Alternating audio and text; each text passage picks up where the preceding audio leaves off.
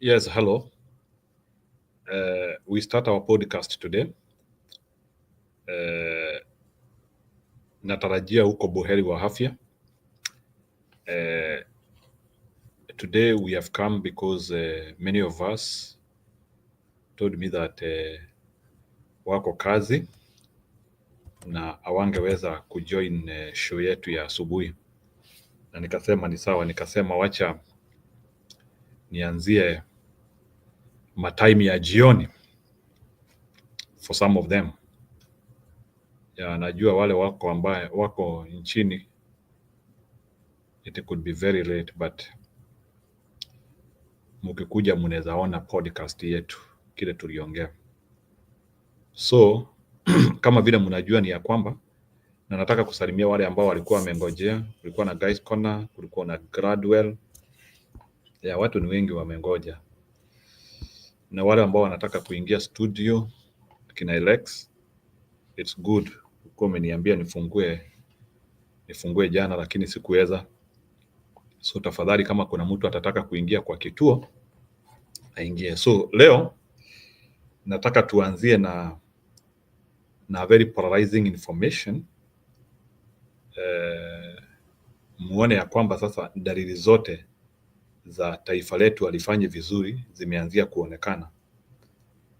Kama vile mnajua kuna mama ameenda kwa Ministry of Health, I think boardroom, na akapiga kelele sana huko, na hilo ni jambo la tunafaa kuhimiza watu sana. That woman has really done us proud. Huyo mama ameenda kupiga kelele kwa hospitali sababu SHA haifanyi kazi. We should not take it for granted. It is really something which has to be commended. So najaribu kutafuta. Karibuni. So hiyo story ya huyo mama tunafaa kuiheshimisha sana. That woman has really done us proud for what she did. Kuenda kutetea wale watu ambao wako na shida ya SHA. Na akapeana hiyo explanation hapo. And truly people were happy to hear that. So najua mumesikia huyo mama ambaye amepiga kelele sababu ya SHA. Ndiye natafuta. Yule mama alikuwa anapiga kelele juu ya SHA.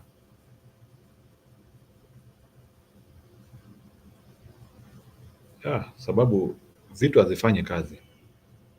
We have been saying that things are not working.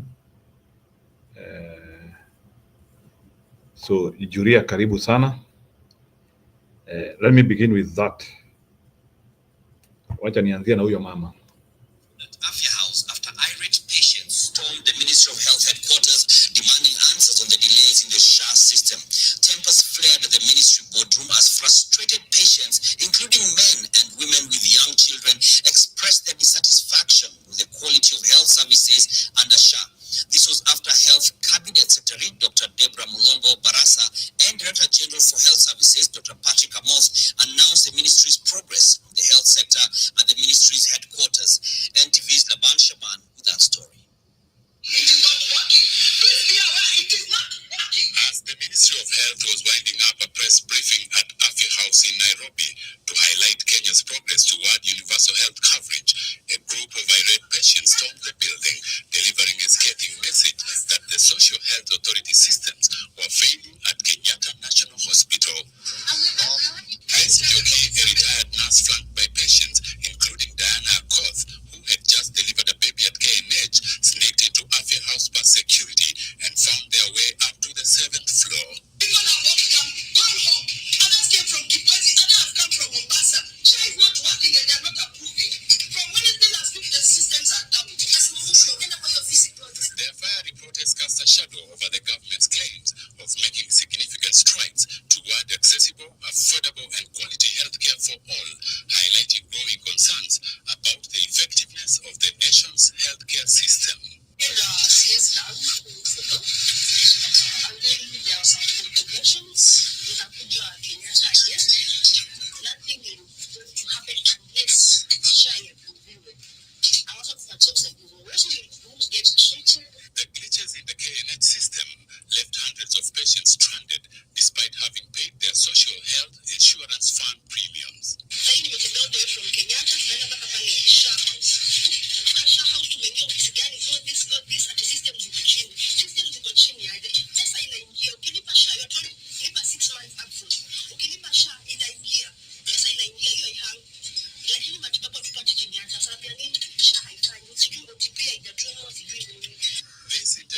pressure on the government to fulfill its health agenda, as increasing number of patients across the country are facing the same issues with the new medical scheme. Meanwhile, Kenyatta National Hospital has apologized for the inconveniences caused by the SHA system lapse over the past 2 days. The hospital has assured the public that the system is now fully operational and aligned with the KNH system. Regarding the SHA progress, the government reports that as at 13th January 2025, 17.8 million Kenyans have registered with 13.2 million being new members, while 4.6 million are old members transitions from the defunct National Hospital Insurance Fund. Amoth also noted that over 7,900 health facilities have signed manual contracts with the SHA, while 2,602 facilities have completed e-contracting. Additionally, 1,753 health facilities are in the process of finalizing their e-contracts. The government is urging county health ministers to ensure all health facilities finalize e-contracting by the end of January, or they will be unable to process their claims. Laban Shaban, NTV. Yes, Julia, mambo ni hayo. Watu wana protest in the ministry boardroom. Now watu walifika hapo aje? Si nakwambia, unaona, I listened I think to NTV ama KTN. For you to fika hapo, kuna place unatumia biometric. Sio kila mtu anafikanga hapo. So, hiyo media center ilikuwa inauliza, nani aliwafungulia? Because for you to get, and you see the irony is, this minister alikuwa amemaliza kujigamba how SHA is successful. They just called the press and they bragged how SHA had been successful. And not before they were done bragging, wamama, na unajua mimi nawaambianga mshizange na wamama. Nawaambianga ukiona mama akitoa nguo, you know women can do anything, including walking naked and not give a damn. You know men can never walk naked. But women, don't play with women. Don't. So how did the women get there? You know, let me ask you. You people, what that is telling you, hata when you're kwa serikali, the security, everybody's just tired. In fact, me, I'm seeing a situation where one of these fine days there will be protests and Kanja will let people do what they want. Nakwambia, police watawacha unakumbuka story ya Sri Lanka where the police joined the protesters. Because ask us, I just listened to the media saying that for you to get to that office, you need to use biometrics. You need kuna place to have to me a fingerprint. Hakuna vile unaweza tu ingia fwa. So someone has let you in. Na walifika aje kumaanisha waliruhusiwa kuingia hapo? Ndio. Na yenye waliwaruhusi ni akina nini waliwaruhusi? What do you think? People are becoming rebellious. It's like, huh? I think Julia, kuna mtu waliwaruhusu because they knew these people, they will make news. I think it was something very strategic. Maybe it was a very courageous woman who knew what she wanted, and she knew that sababu, can you imagine kwani alikuwa amebeba watu wa kamera ama ni aje? Because can you look at all the way? No, the press was already there. The Nyakimincha mani nani alikuwa ameita press to tell the press, update the press the success of SHA. Unaona? Sasa au nao wakajua kuna press mtu akawa hint tunaenda kusikiza hizo stories za jaba uko juu. Lakini sasa the question, you see, not just somebody gets in there. It was clear our press, we mama na mama wanapiga nduru out, they were not, it was clear out they were not the members of the press, right? So who allowed them? People allowed them. The security people allowed them. That tells you open defiance going on in EU government. Nakwambia one of these fine days, Kenyans will be on the streets and the police will join them. And thinking that Ruto will call anaitwa nani Kahareri Murangeri. Anaitwa Kahareri? Who? Kahareri who? He's called who? You know his name? Jiru. General Kahareri and Kahareri somebody. The general. Thinking general will jump in and support Ruto. General will also defy and say he's not attacking the people of Kenya. I'm telling you, one of these findings, the police will join Kenyans in protest. One that tells walifika hapo nani aliwafungulia? Nakwambia Kenya tu siku hizi kuna bamba. Tena tusikie vile kama pengine kipo ndio alituma hao mama. Tusikie vile anasema. Yes, I'm a Julian Jero. I just think that woman is a superwoman. I don't know who she is. I don't know how she gathered all those people. Kulikuwa na watu kutoka Mombasa, huko pwani, aliwaleta wote tu. I think she's just one of those people that knows if you know what you're doing, if you look like you're important, you can drive people in. Nafikiri hata huko mbele kwa biometrics walishindwa. I wish there was a video showing how she entered that building. Oh, wajaribu kuwazuia wakaforce their way through. How did they force their way through? I think alisema no, wende watatu hivi because I think that woman is important of some way. Or she gathered Ali come up, maybe she first supposed to be a press or something. Unajua Kenyans are fake. They don't bother to investigate. Unajua hivyo. There must be kuna kitu alifanya, kuna kitu huyu mama alifanya kuingia mpaka huko. Maybe I think maybe first of all maybe alifake. If you think about it, she said there are other people downstairs. Ama walizilete kuchoma hiyo nyumba yote or else usinishike. Labda Njero alisema alitoa nguo alafu kuna kwanga ile kitu if the security is men, you can't touch a woman, you know. You can't touch them. Try and touch me, I say you are sexually assaulting me. That woman forced issues. I want to know her story. You know, like again, it's just one bold. Again, it's always that one bold person. Yes, one can cause turmoil.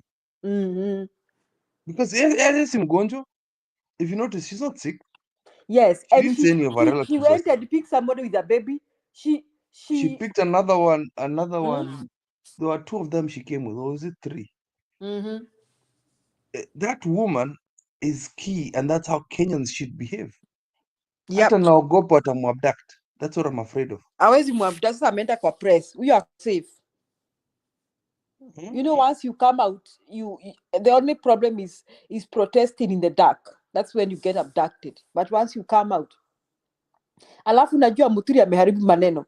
Muturi alisema Ruto called Haji and asked Haji to release his son. So Ruto is the chief abductor. Ruto is the one abducting our children. You get the point? Unasikia watu wanasema let's go arrest him. Unajua people, nini watu nipatie watu trick. You know Wakenya wanataka kufanya nini? Keep. Kama wanasikizanga. Wachukue tinga moja bulldozer zile za barabara. Wafunge njia ya State House. Wafunge entry ya Thika Road. Wafunge all places that police cars can move through one day. Then they all walk into State House and arrest and from Mass Ruto to Central Police Station. Unasikia how important the head of public service is. Nakwambia hiyo jamaa nani Muturi, nakwambia amewahangaisha. Alafu Muturi alisema hakuna mahali anaenda na haogopi. Jaribu. So wameguza mlima. Wameguza mlima. And you know me, I was thinking, it is high time Mulima saves Kenya. You know Mulima should storm to Nairobi and storm instead. You know Mulima can manage. No, you know Mulima can drive to Nairobi, all of them. But he's planning. He's sending some Kales to Mulima planning to usher Ruto back to the Mulima in February. Tungine hapo tukiongea na some village old men trying to tell them how Ruto has done well. Nimetuona. Kwa nini hautukutu kuchapa Ruto tujinga?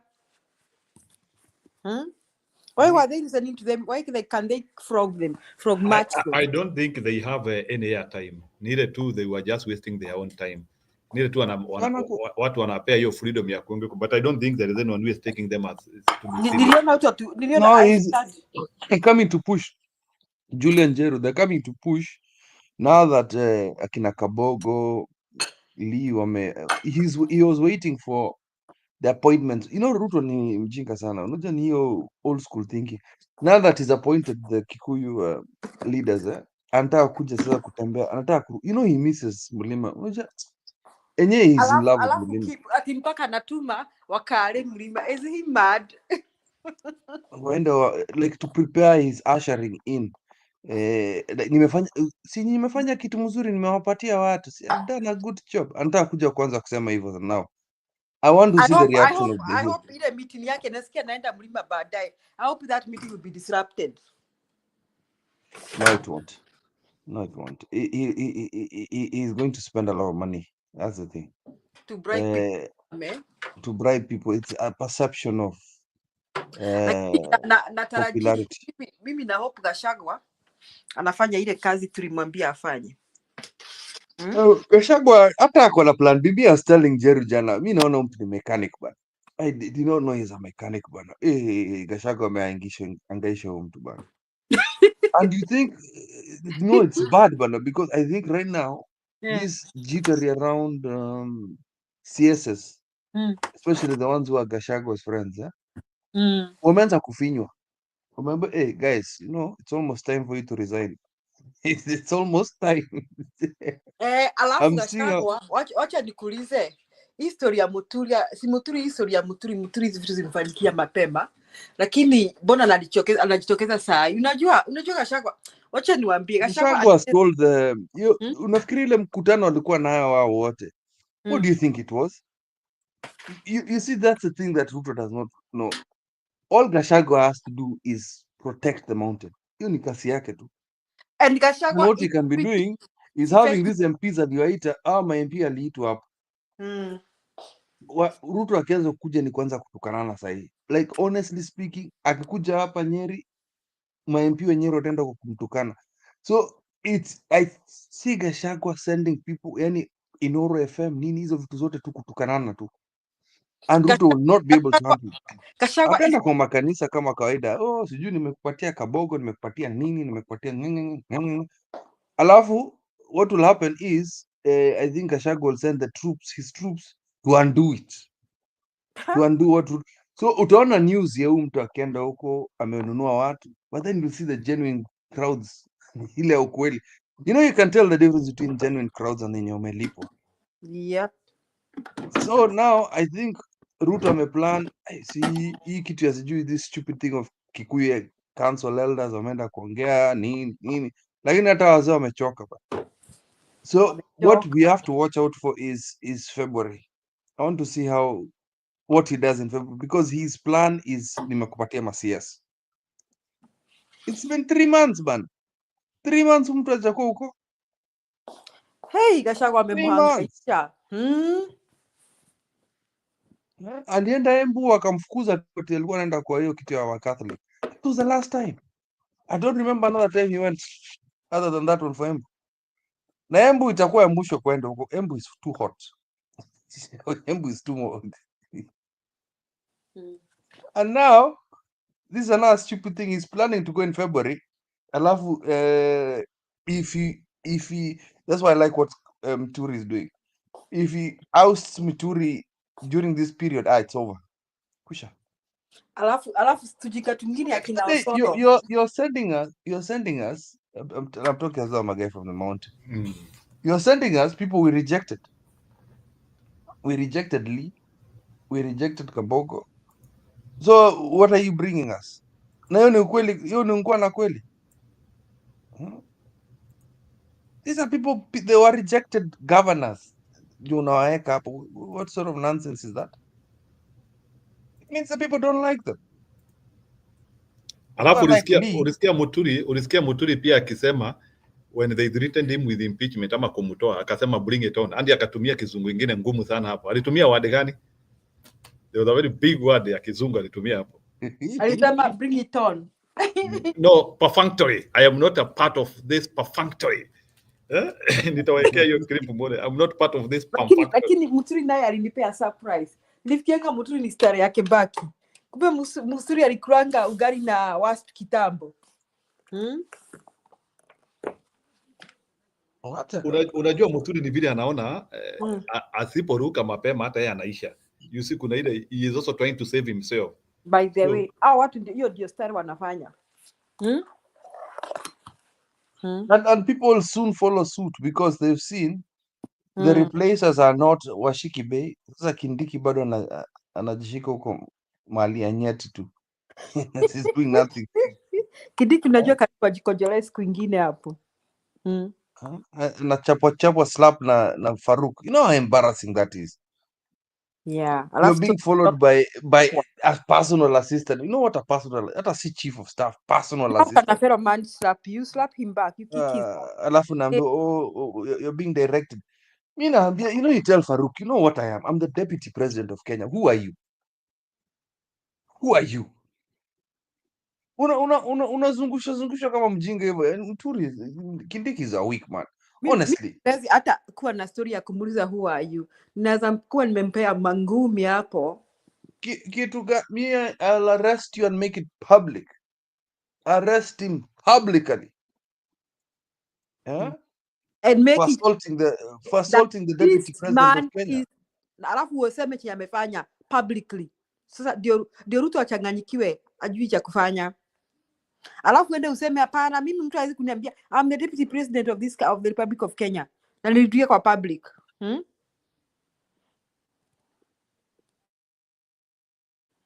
But is there, we are doing okay, anaenda anaambiwa dance kama Ruto. You know the Ruto dance. Wacha niweke hiyo perfunctory nataka kuweka hiyo perfunctory musikie kidogo. It was a very big word nataka musikie perfunctory. I don't respond to perfunctory. The breaking of ranks with the government he serves has invited trouble for CS Muturi, with MPs allied to President William Ruto now plotting an impeachment motion to oust him from office. But defiant Muturi dared the legislators to bring it on. Stephen Ato reports. Muturi's move to leave the lead on wrangles within President William Ruto's cabinet of abductions has provoked lawmakers allied to President William Ruto, who are now threatening to file an impeachment motion in the National Assembly to kick him out of office. But Muturi says, bring it on. Because tuko na siku 14 ndio turesume bunge. Justin Muturi, you have 3 options. Ya kwanza, resign. Ya pili, apologize to ignore your maneno. Ya tatu, we impeach you. I'll just say bring it on. I'm at my age, I'm not the kind of person to respond to some of it is really very perfunctory statement made by inexperienced politicians. I think they're not worthy my response. So if anybody thinks that I don't know what I'm doing, then they are up for a rude shock. As if this is the beginning of the fallout with this post-president. Yes, perfunctory. That was the word. Perfunctory. And who's Oscar Akatumia Kizungu. Who the hell is Oscar Osoro? Who the hell is he? Unajua saa zingine Ruto hii utoto na ujinga, when you're sending junior politicians, you know the caliber, especially with ni za Bantu. Unajua saa zingine unafaa kufikiria bana. Unajua Mturi is old enough to be his father. Unajua hata kuna kitu nimesikia na iko huko kwa Wakale. Nimesikia sasa kuna evidence ya kwamba UDA imeisha, ama ni kama UDA ni chama iko kwa dustbin. So I'm hearing in the whole of Kalenjin sasa watu washa panic because watu wanasema I'm saying what one of a Kalenjin person was telling me, ati Wakale wanasema wajaiona chama a ruling party imeisha mbio hivyo, like they don't know what to do. Hadi wanaanzia kujiuliza sasa, kwani Ruto ataanzia kuunda chama ingine saa hii ama ataanzia kuenda ODM, or what will happen, because they don't believe that UDA is gone and they don't know what to do. I have cousins. Let me explain. I have cousins. This is merely last year too. This was even after hii Gen Z thing. Walikuwa bado kwa Ruto.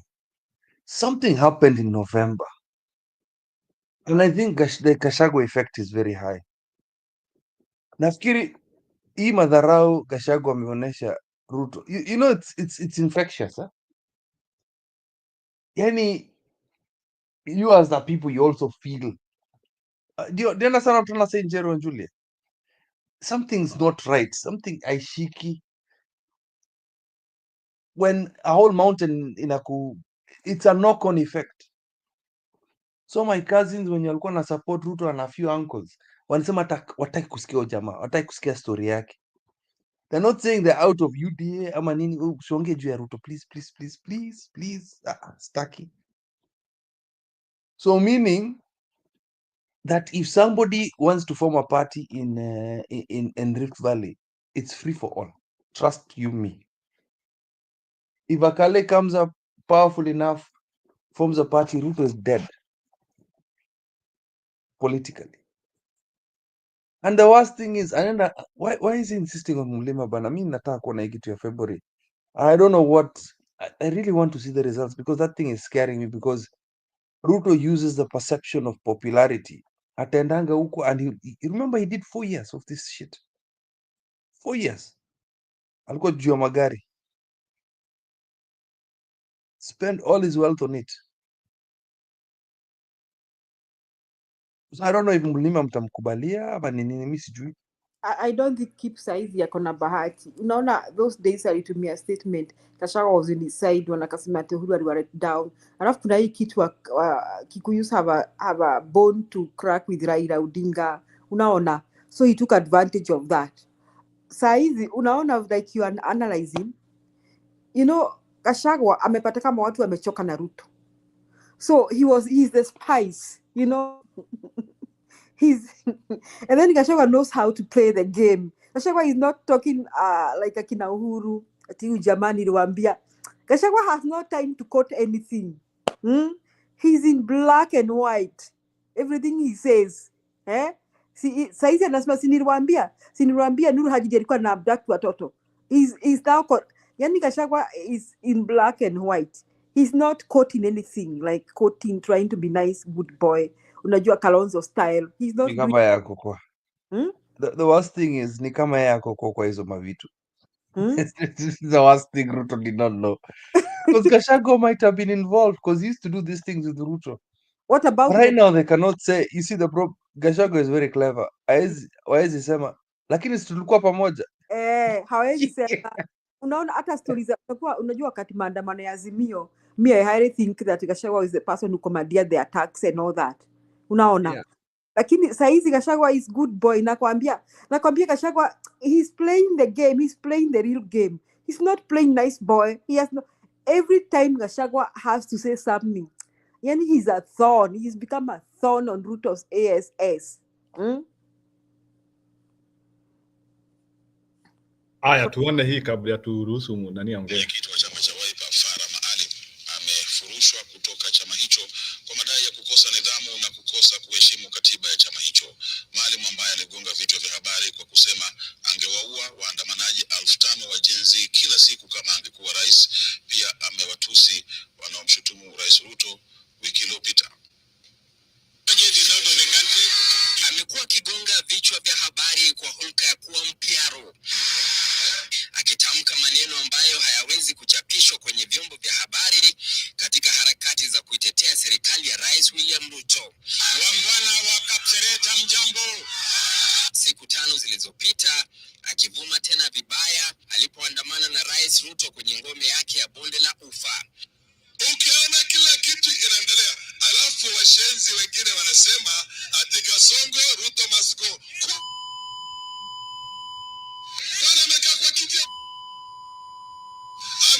kiti yetu sisi na tutamchagua, tutamrudisha with 99% from the Eastern Province.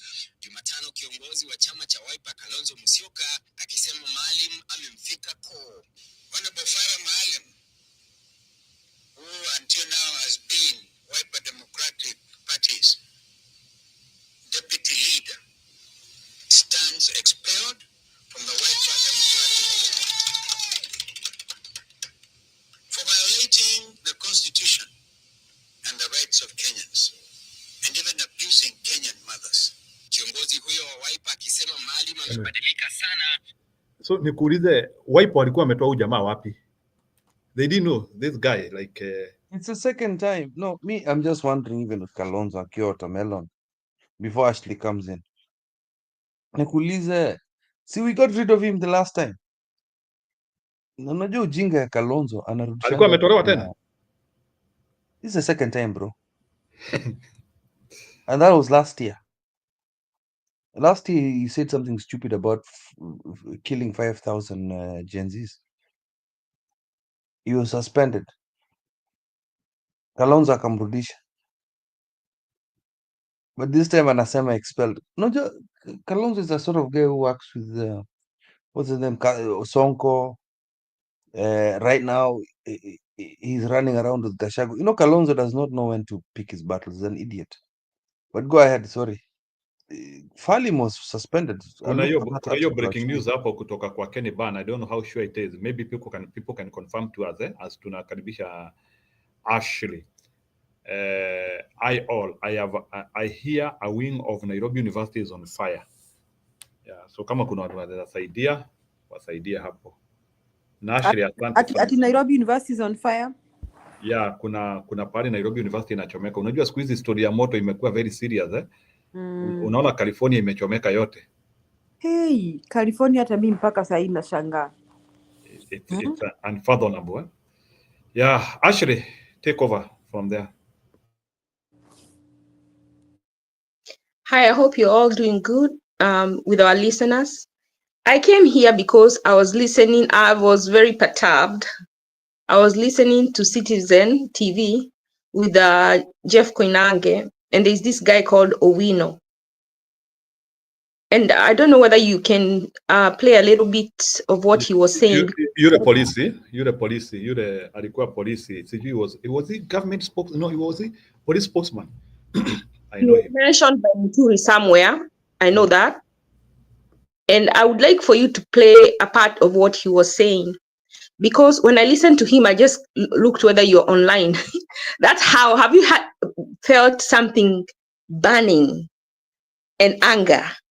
What I've just noticed from listening to him is that there's so much misinformation and lack of education. Okay, and we need... Wacha nikuwekee kidogo. Kuna hii anasema, are you sure abductions are happening? You guys are on the spot, man. What's going on? Who's in charge here? In terms of what? In terms of these abductions. What is the structure? Who's abducting? Because the president says it's not happening. The leadership says it's not happening. It is happening. Are you sure it's happening? 85 unaccounted for? First of all, I must say that so far so good in terms of... So far so good what? Let me explain. I'm saying so far so good in terms of national security. Oh, Charles. You know, we are talking about two different things. No, we're not. Can you listen to me first?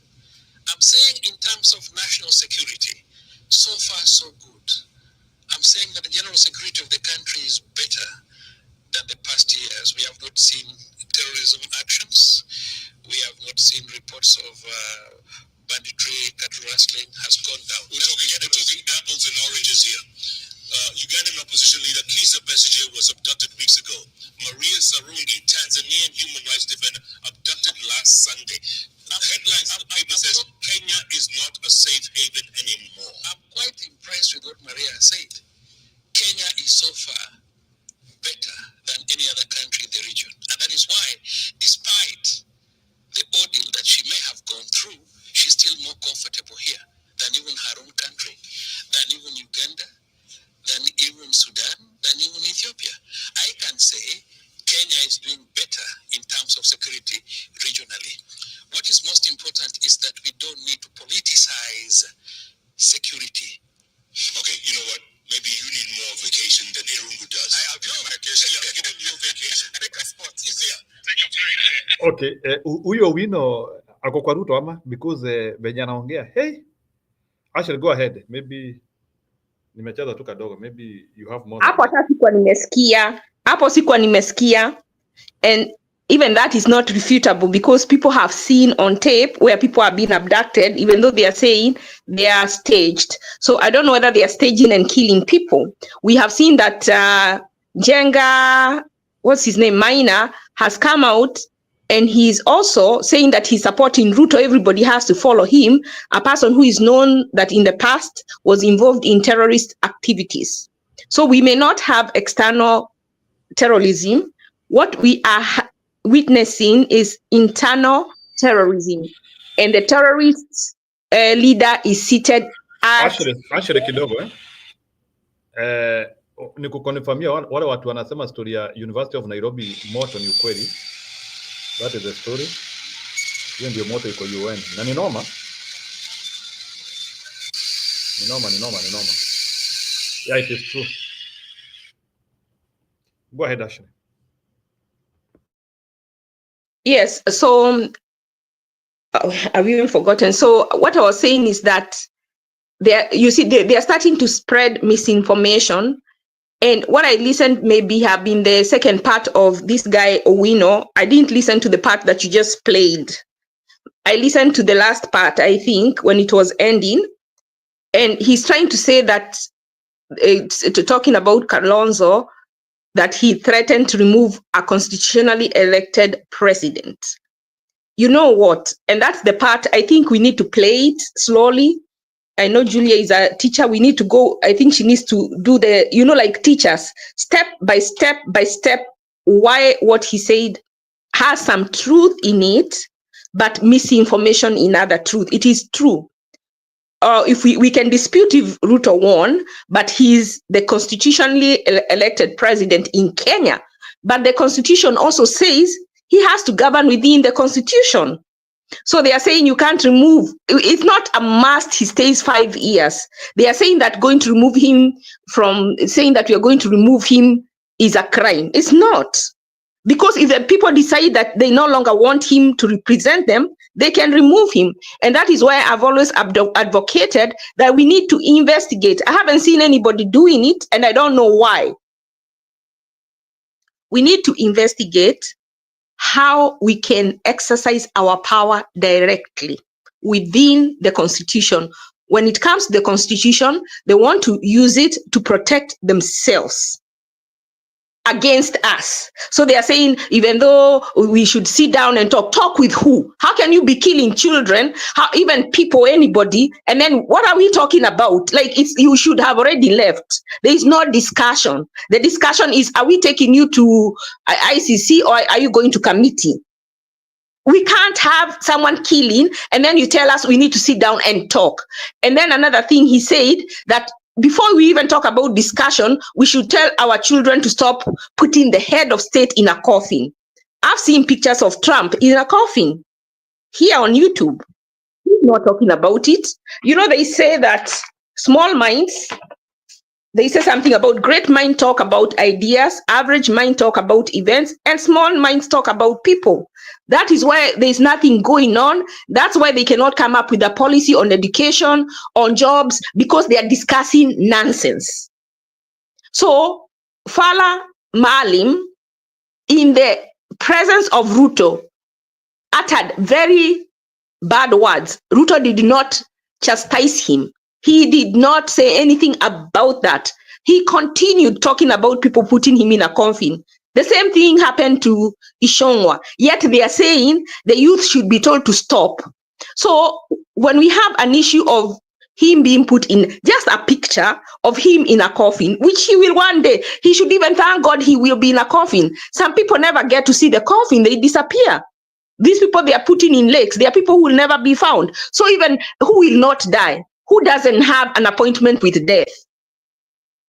Just laugh about it and say, he's the one who they are like, we should not destabilize the country. Their stupidity is what is destabilizing the country. Because if I see myself in a coffin, I just laugh about it. Because one day, I will be there. Unless I disappear miraculously and go to heaven without dying. But that is an appointment that he should have just said, and the Bible says, if he says he's truly a Christian, the Bible says, for me to live is what? I've forgotten even. Do you know that verse? For me to live and to die is gain. That is what it says, something about, for me to live is Christ and to die is gain.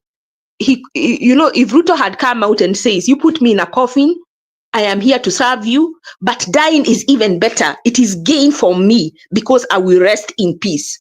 That thing would have stopped.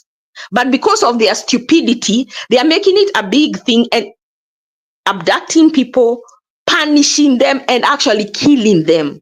That is the stupidest fools that we have in power, and they need to go as soon as yesterday. The fact that he was elected constitutionally does not mean that he has to stay there for the 5 years, and that is the lie that they are spreading, that we have to that he's the symbol of national unity. He is supposed to be a symbol of national unity, but he is not being that symbol, because a symbol of national unity cannot be behind kidnappings. It cannot be behind unconstitutional governance. So when he goes there, then he has breached that contract we have with him, and he should step down. And because he doesn't have the character or the decency to step down, then we must force him to leave. And it is not unconstitutional for us to demand that we be ruled constitutionally. Thank you.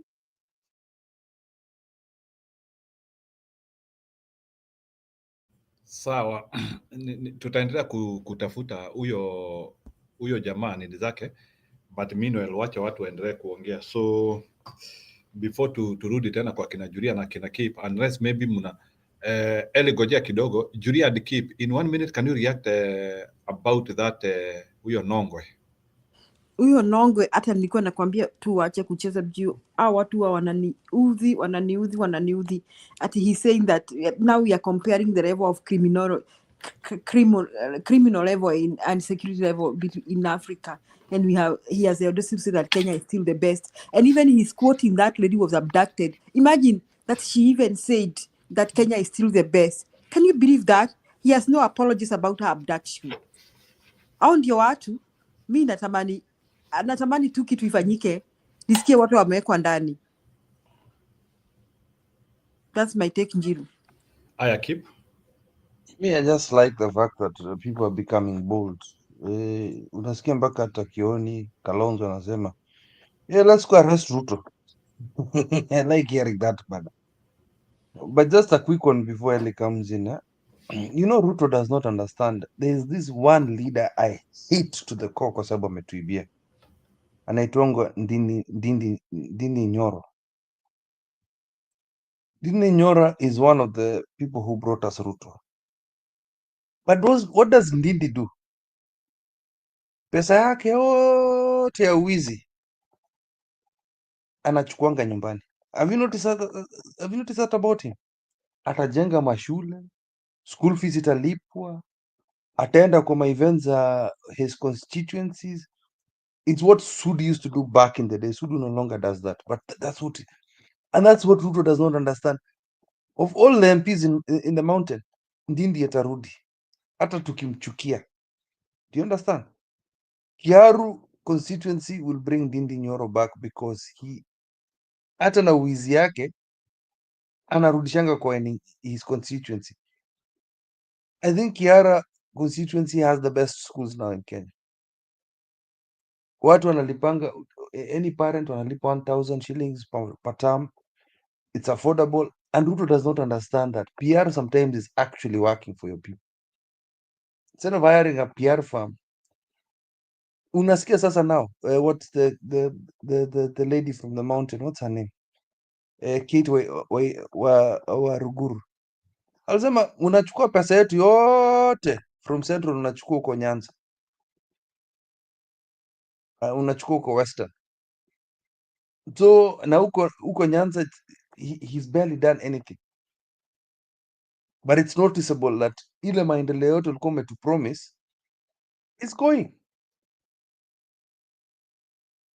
So Ruto has got an uphill battle.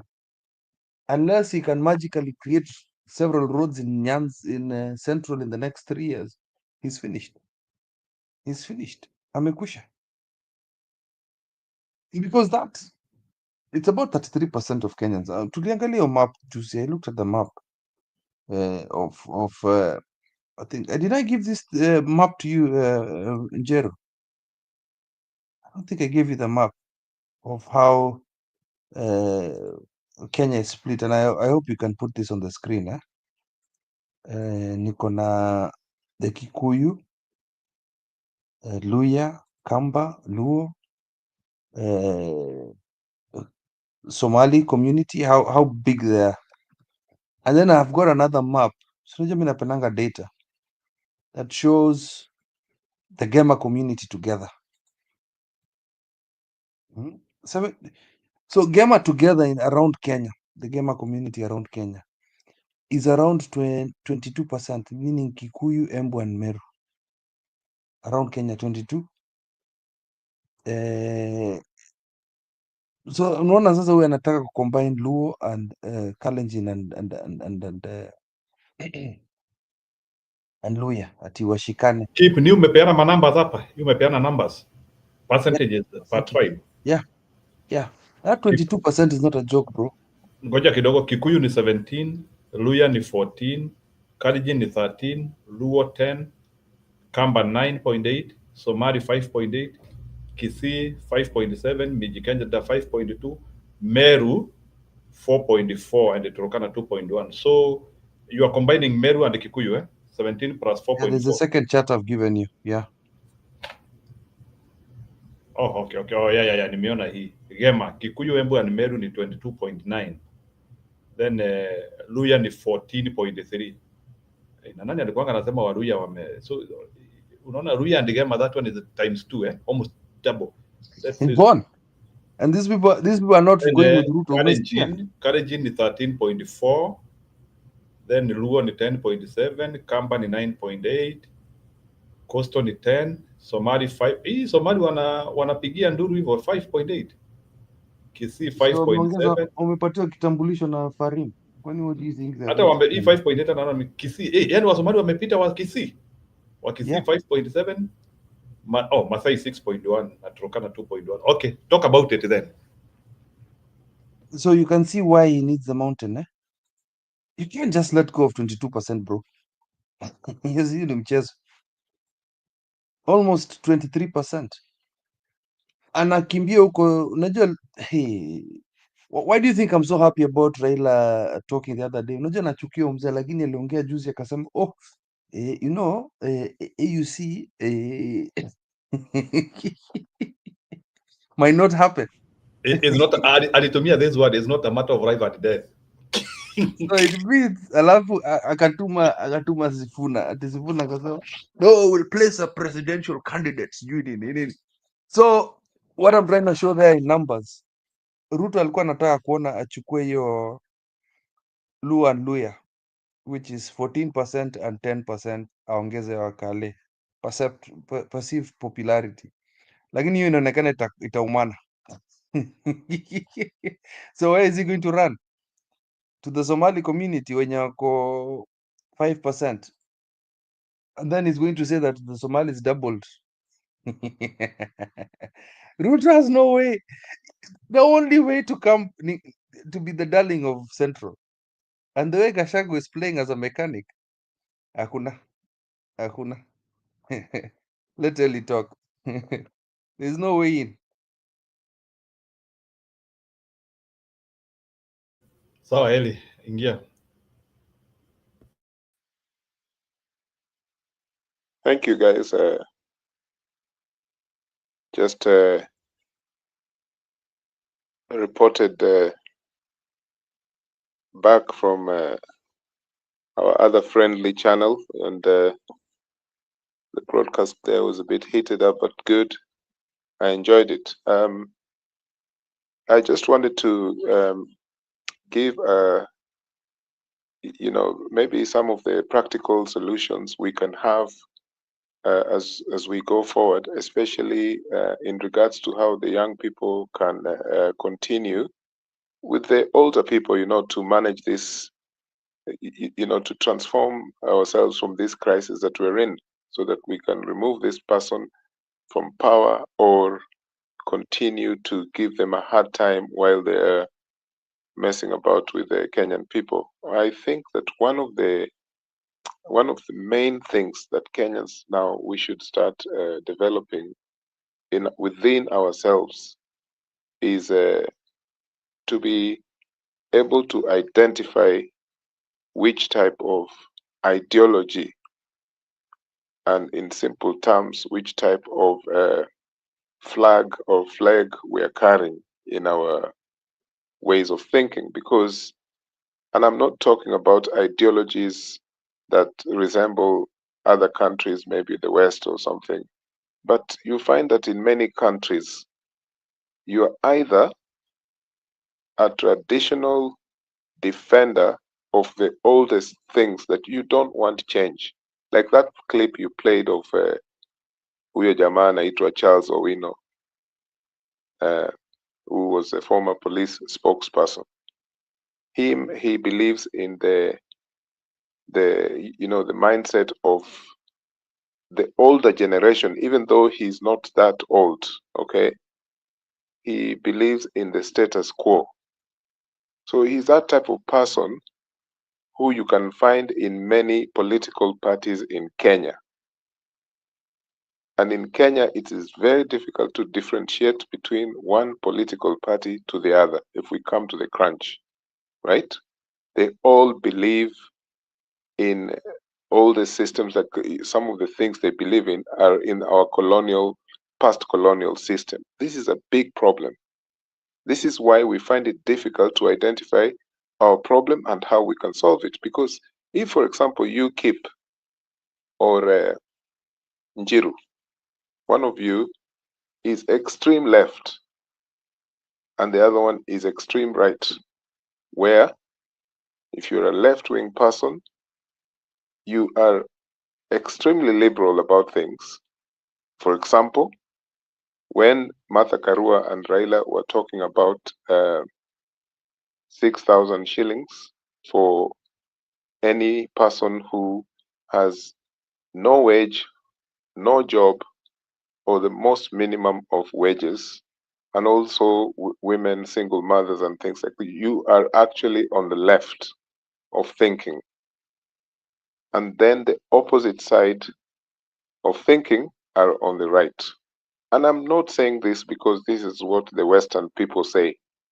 No, I am saying this because in our human lives, kuna wale wako na ile roho safi ile ya kusaidia, ama hata kama wasaidii, wanasema tuko na hii pesa umo serikalini, hebu tujaribu kufanya hii isaidie wale ambao hawana pesa, kila mwezi wasaidiwe.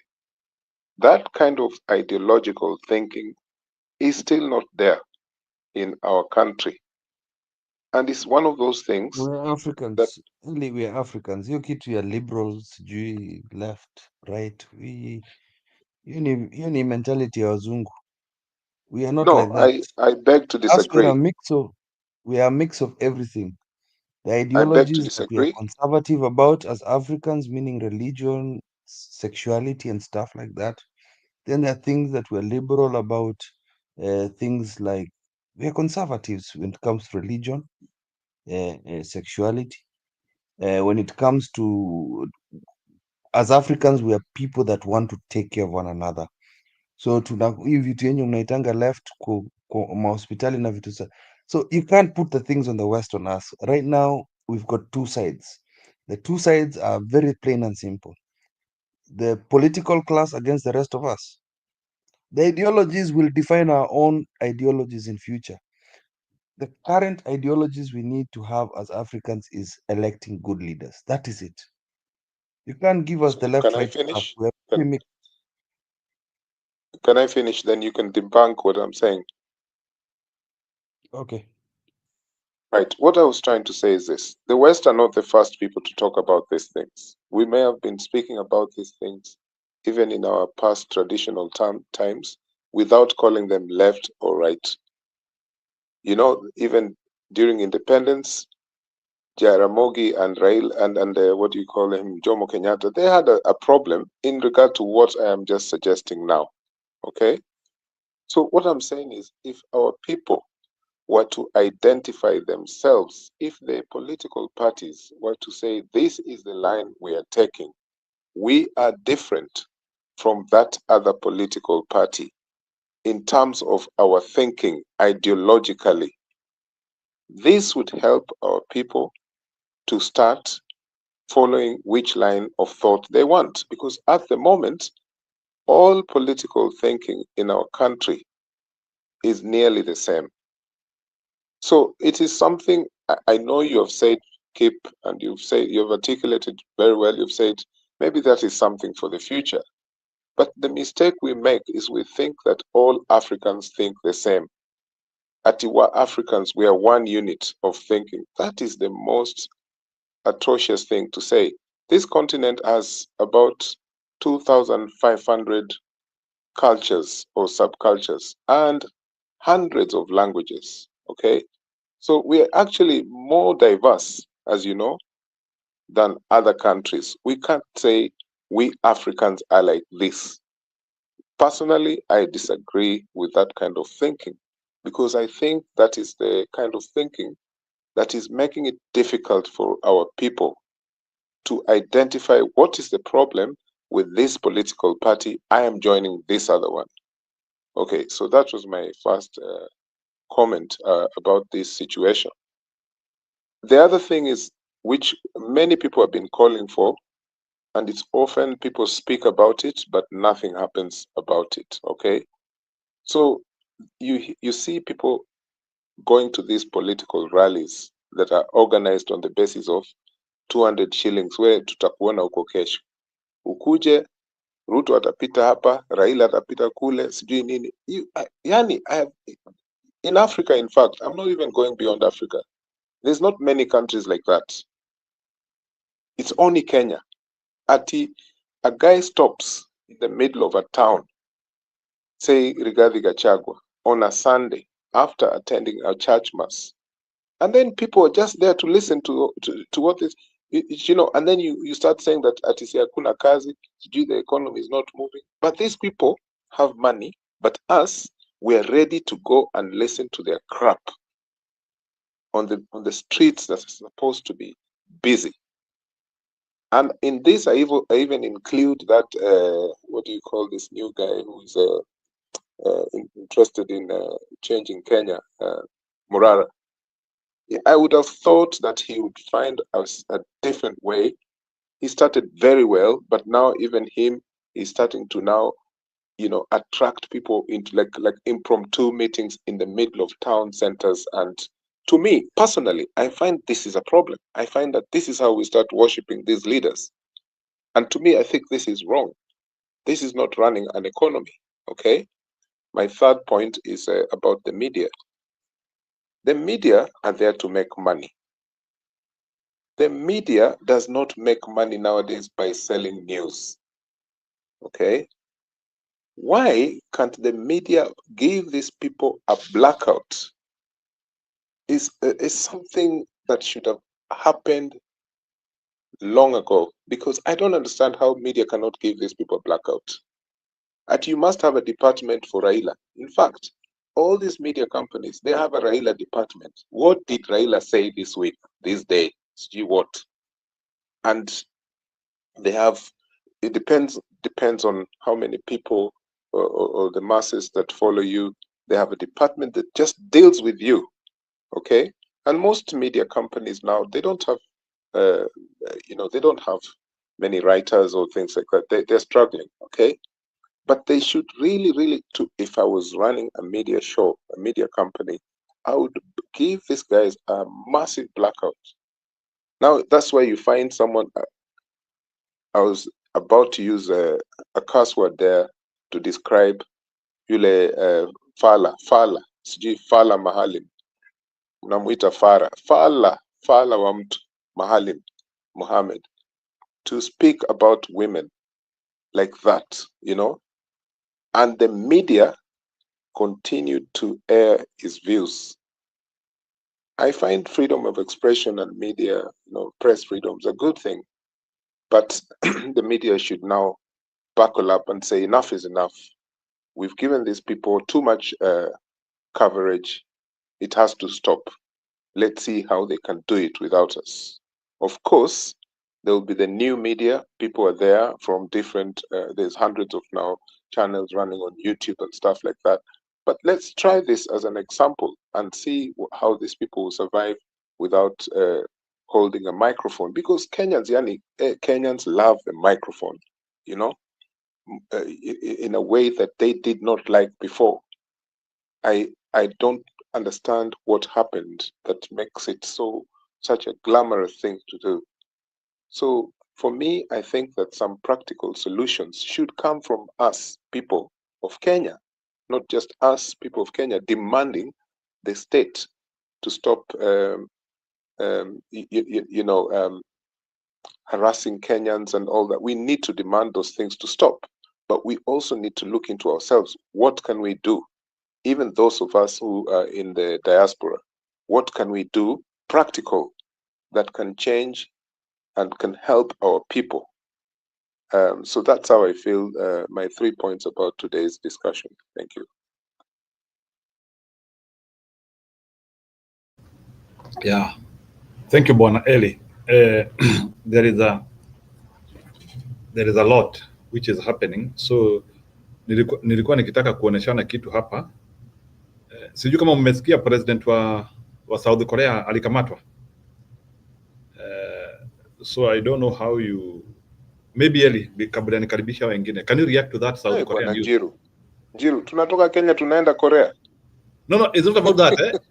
The reason why, the reason why nimeingiza. Okay, comparison. Yeah, the reason why nimeingiza story ya Korea, like I'm hearing that guy is a sitting president.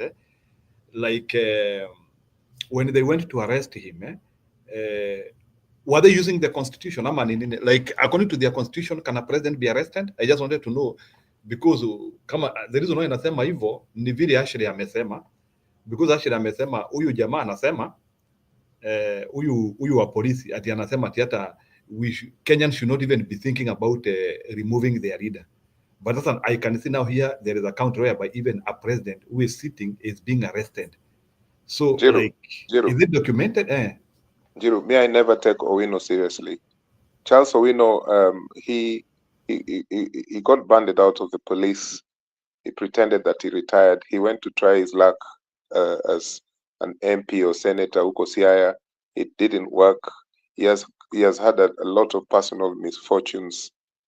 Personal in family, personal misfortunes.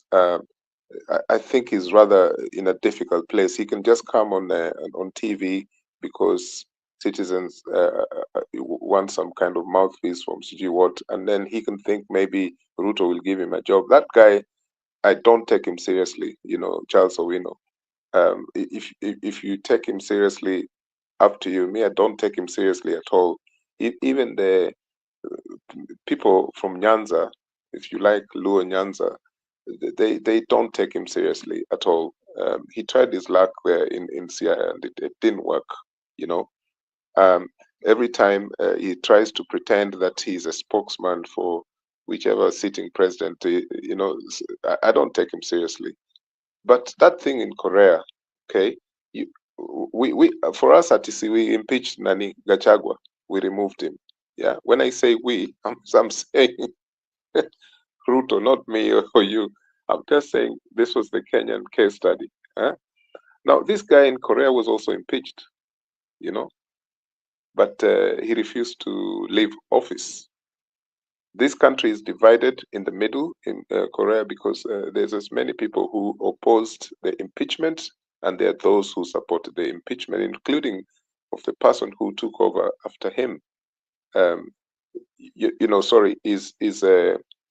His colleague, the prime minister of that country, who was part of his political party and things like that. But what I'm saying is to compare those two countries, that South Korea is advanced in many ways, and it's difficult to get a good answer for your question, because in our system, right, we just see we know what our problem is. We know, but we are always refusing to do something about it. That thing that happened to Gachagua, si ati wa Kenya ndio walimtoa, hiyo tunajua. Hii kitu wamefanya Korea kumimpeach yule jamaa. Majority of people in that country, they wanted him out. So, but like us, we just defy the constitution that we made. Yeah. For me, the biggest disaster in that constitution of ours is chapter 6 that talks about ethics, about things like corruption, how someone cannot be accepted as a nominee for a political seat because of their, their track record. All that there tells you that if you can defy Chapter 6 of the Kenyan Constitution, you can defy anything. Because, for example, Ruto and Uhuru Kenyatta, they went to ICC. Whether they were guilty or not guilty, the cases did not proceed to the extent which the victims would have appreciated. Some people who were supposed to be in the ICC on the opposition side did not even go to the ICC. All right. Now, exact thing what I'm talking about, people were nominated into powerful seats. They got elected, right? Whether they were the opposition or the incumbent political system, right? Those people, that Chapter 6, Kenyans defied it kabisa through IEBC. We don't expect anything if that part of the Constitution is not respected. I find it's the biggest folly of our Constitution, that Chapter 6. So that's my last point. We can go and arrest police officers, collecting bribes. We give those police officers bribes. We make sure we arrest them, as in the anti-corruption thing, arrest these people. But they cannot arrest those politicians who have stolen a lot of money. They've done, remember Gladys Sholay, for example, when she was arrested and then she was taken to court. What happened to Gladys? At I'm not well. She booked herself into Nairobi hospital, and then hiyo kesi ilikufa tu hivyo. Another one, British Elachi, her corruption case. Man, there is so many people who defy Chapter 6 of the Constitution because Kenyans, through IEBC and other organizations and the political parties and the registry and all that, allowed it to happen. So this is one of the things that needs to be changed, that chapter. Even if that parliament is captured, we have to think of ways by which this will be changed. And I can tell you that when that Chapter 6 of the Constitution has been, addressed properly, I know people will say here, Ellie, it's there. It just needs to be implemented. Okay, you tell me, how come it's not being implemented? Every time we have these discussions, people say, don't do a commission of inquiry because there are aspects of the law, including constitutional state bodies that's supposed to deal with corruption. Why do you want a commission of inquiry on abduction? Because the police are there. They should be giving us answers. But we know what the problem is, and we are afraid to deal with this problem in the Constitution. So that's where my remarks will end. Thank you. Okay, ni sawa. Kidogo, wacha niweke hapo tu. I want for the other people to react and also compare with us. Like, I would like to know how watu wa South Korea walitumia law gani to arrest a sitting president. 1 minute. We will get right back into our fire coverage in just a second, but I do want to take you out to some breaking international news. That is where South Korea's impeached President Yoon was detained in a massive law enforcement operation at the presidential compound today, defiantly insisting the anti-corruption agency did not have the authority to investigate his actions, but saying that he complied to prevent any sort of violence. In a video message recorded before he was escorted to the headquarters of the anti-corruption agency, Yoon... Ashley, tukua tumeenda. Can you react to that? Watu wanatumia katiba gani? Ndio wanaweza endea rais.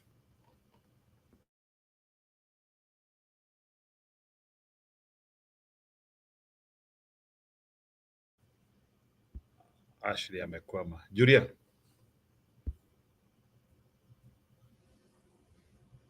Julie. Mimi nimekwama. Oh, Nico. Njiru, this president has been ousted. He's no longer the president. Okay. So I think he loses his constitutional protection. Like, if they have a thing that a president cannot be sued, I think he loses that. Sasa anaweza kamatwa na apelekwe kotini. Lakini pia, if you are trying to compare Ruto, you know, the Kenyans, I think, under Chapter 1 of the Constitution, have a right for mass action. So the president of Kenya can be ousted through mass action. For example, let me ask you, if people march to State House and force President Ruto to vacate State House, kama vile kule Syria, ama ni wapi kwingine, there was not Syria, there was a country that recently, Sri Lanka, like what happens in Sri Lanka. If people march to State House and Ruto takes off, don't you think that one is covered by the Constitution? Now, if in the process of taking off, the police decide to arrest him, what will prevent the police from arresting him? So I think such things happen.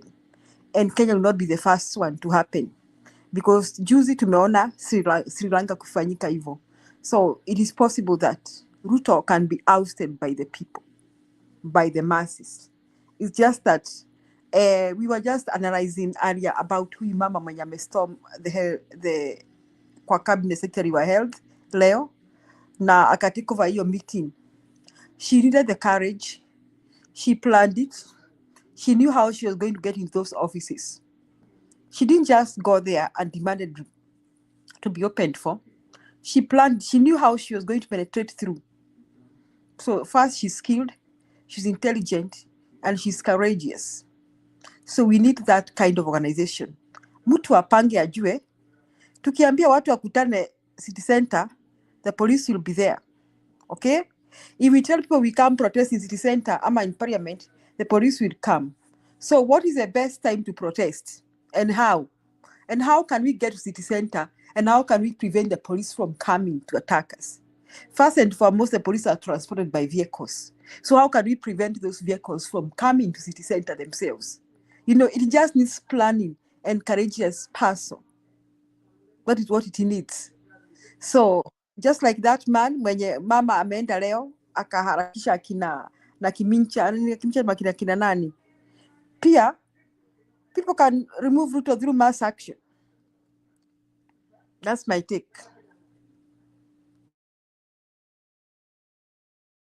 Julia, Personally, okay, kidogo kipe.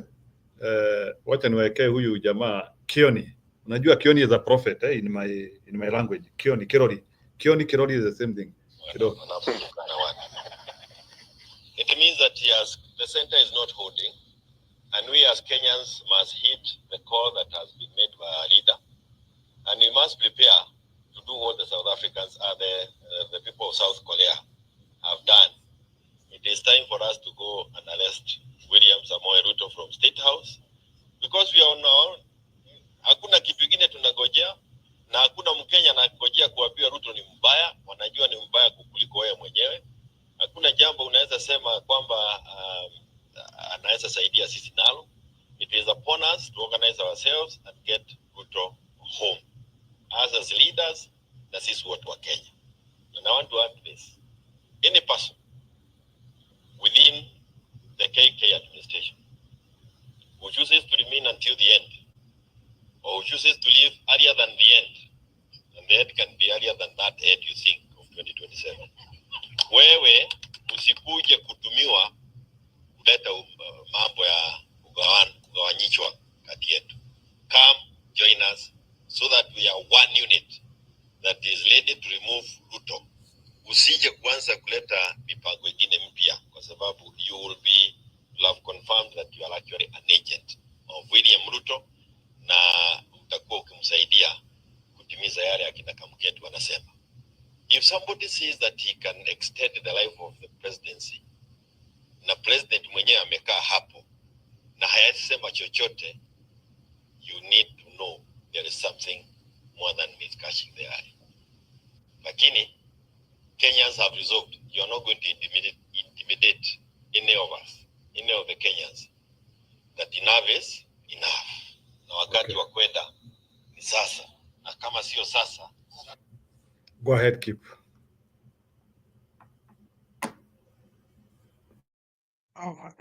It was early. Early was the one who was jumping in. Thank you. Very quick. I was just no, I was saying that something is definitely in the offing. Only I don't like to use the expression a blind person is the only person who may not see what is in the offing. But if you can see what has been happening, especially with that speech that was given, the press release by Justin Muturi, I believe it is something that gives us kuna kitu in the offing that can happen between now and March, as predicted by Kina Rigathi Gachagua. I don't care who is now the opposition against Ruto. I just care that they deal with this person legally, at least, if they can dislodge him from power, at least legally, you know. And this could even happen faster than we can think. Someone who was an attorney general held a very powerful position. To come out like that, like what the way he did the other day, it means something is quite in the offing, you know. And I hope that it is something that can help Kenyans, you know. In the meantime, I wanted to make a comment which, please, if you just listen to me very carefully, this is a comment which some people might find disrespectful because it might look as if I am zeroing in on certain communities or a community. But I wanted to say that while people want to dislodge Ruto, it is obvious that some people in Rift Valley will use the young people there to make it difficult for other communities who want Ruto out of power. They will use those young people because you saw it happening in Eldoret, for example, on June 28th, 29th there, and they had to come into this town center of Eldoret and do what they had to do and cry war songs. I don't know if you can help me there, Kip. But what will happen is that while the opposition against Ruto becomes even hotter, then these politicians like Inakamket will definitely mobilize youth in the name of defending Ruto. And some communities, for example, the Luo who are bordering, the people of, we call the Kalenjins Jogot. It's not a dirty name or anything like that. But those Luos now, they think that now they're on Ruto's side because of the reasons, say, broad-based government, because the Attorney General is a Luo and all those kind of stupid things. So they think that when something erupts where Ruto has to be defended physically, this will not affect those border areas between Luo land and Kalenjin land, huko Nandi Hills, huku karibu na Sondu and places like that, Moroni. You know, the reality is there are people who are going to defend Ruto when this thing becomes very, very hot, okay? But I think Kenyans are not afraid anymore. In fact, we know that a lot of Kalenjin people would otherwise not want to see Ruto, keep pretending that he's in charge of the country. They're just being coerced to believe that their person is in leadership. But I think that a lot of Kalenjin people after what they went through with 24 years of Moi, and they got nothing out of it. They are smart people. I think that it's just a matter of the momentum, and this will scare those politicians who are trying to mobilize people to act against those who are trying to remove Ruto from power. So we should not really be afraid. It's just a reality. What I'm trying to say, these things can happen. But of course, people are fearing the extent to which ICC can be involved. So even though the ICC failed Kenyans, the ICC has also been the reason why Kenyans are afraid to do stupid things that we did in 2007 and 8.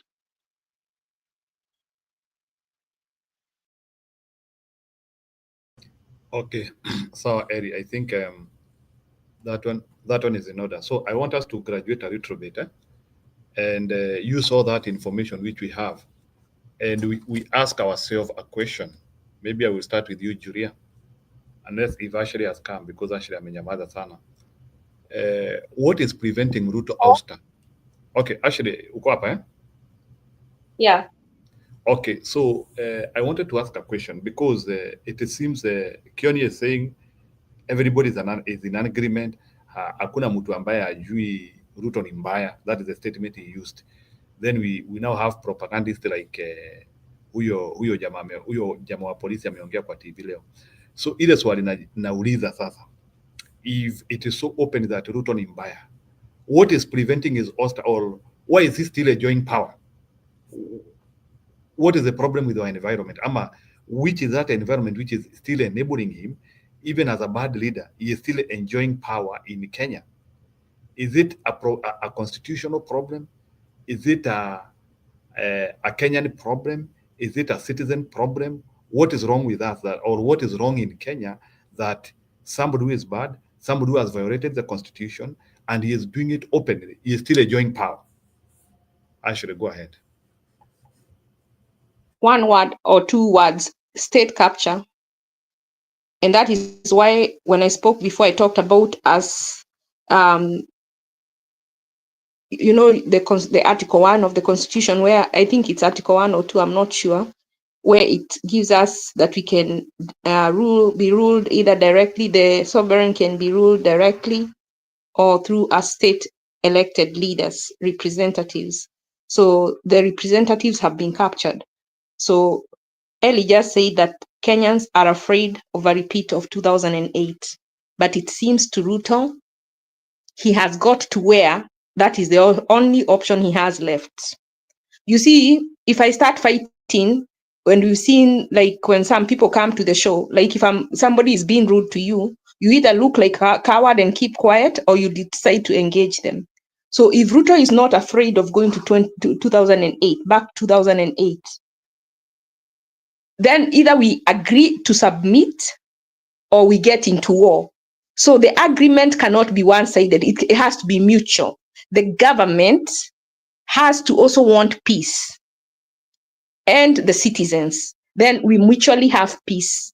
But when we have one side hostile, then to some extent, the other side must either submit or engage. And that is where we are right now. We have two sides. We have the people, and we have the state representatives, that is starting with the president, who is also a state representative. We've elected him to represent us as a country.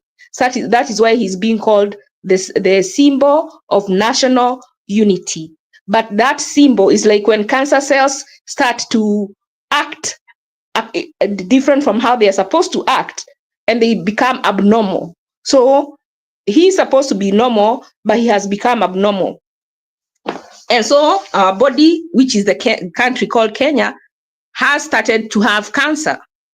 So we either remove the cancer to go into remission, or it's going to go through the whole body. Because now, tell me, when I saw Mainanjenga, and when he was talking, he said previously the team he was leading was only in Central, in the mountain. But right now, he's spreading his wings to the whole country. And that scared me. And I'm like, why are we continuing to rear this snake?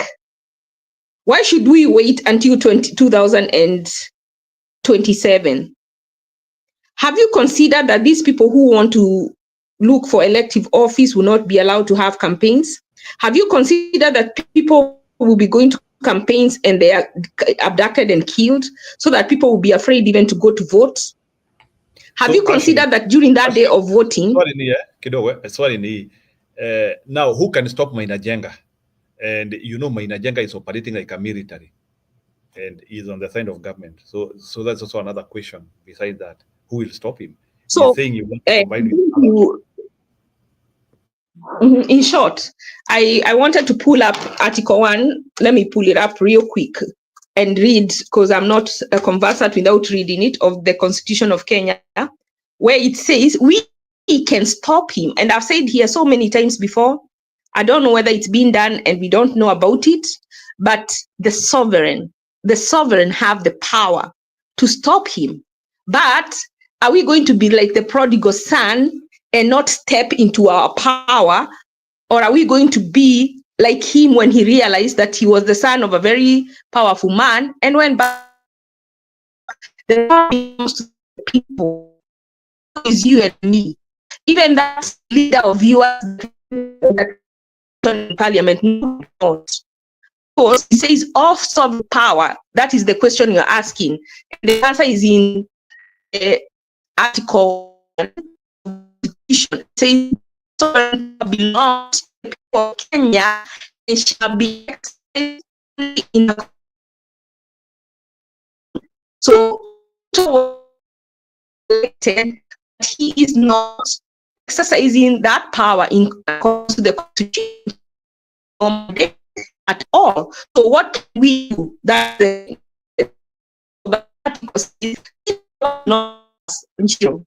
power belongs to us, and it can only be exercised in accordance with the Constitution. So what can we do? The people may exercise their sovereign power either directly or through their elected leaders, democratically elected leaders. Now, we have also agreed that our leaders are captured. That is why you're saying, why is Ruto still in power? Because our democratically elected representatives are captured. So we have another option. We were given two options. We can exercise this power directly. So we need to sit down as the sovereign and see how does exercising this power directly look like. So, and do it. Now, if that doesn't work, then you know what? If Ruto doesn't want to rule by the rule, if he wants to rule by the jungle, we also go to the jungle, because if he goes low, we have to go lower.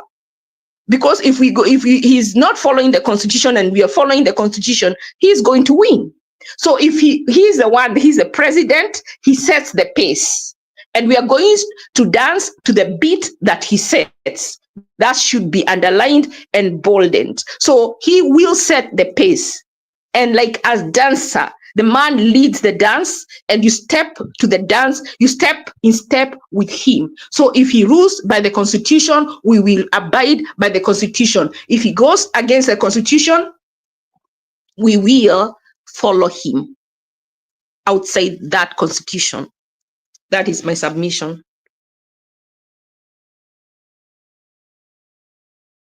Okay, Nisawa. So maybe before I get Mwamba, so that also Mwamba can also be aware of what is happening. So, Ellie, could you also comment about that? Like, what should Kenyans do? Like, are we stuck with this route?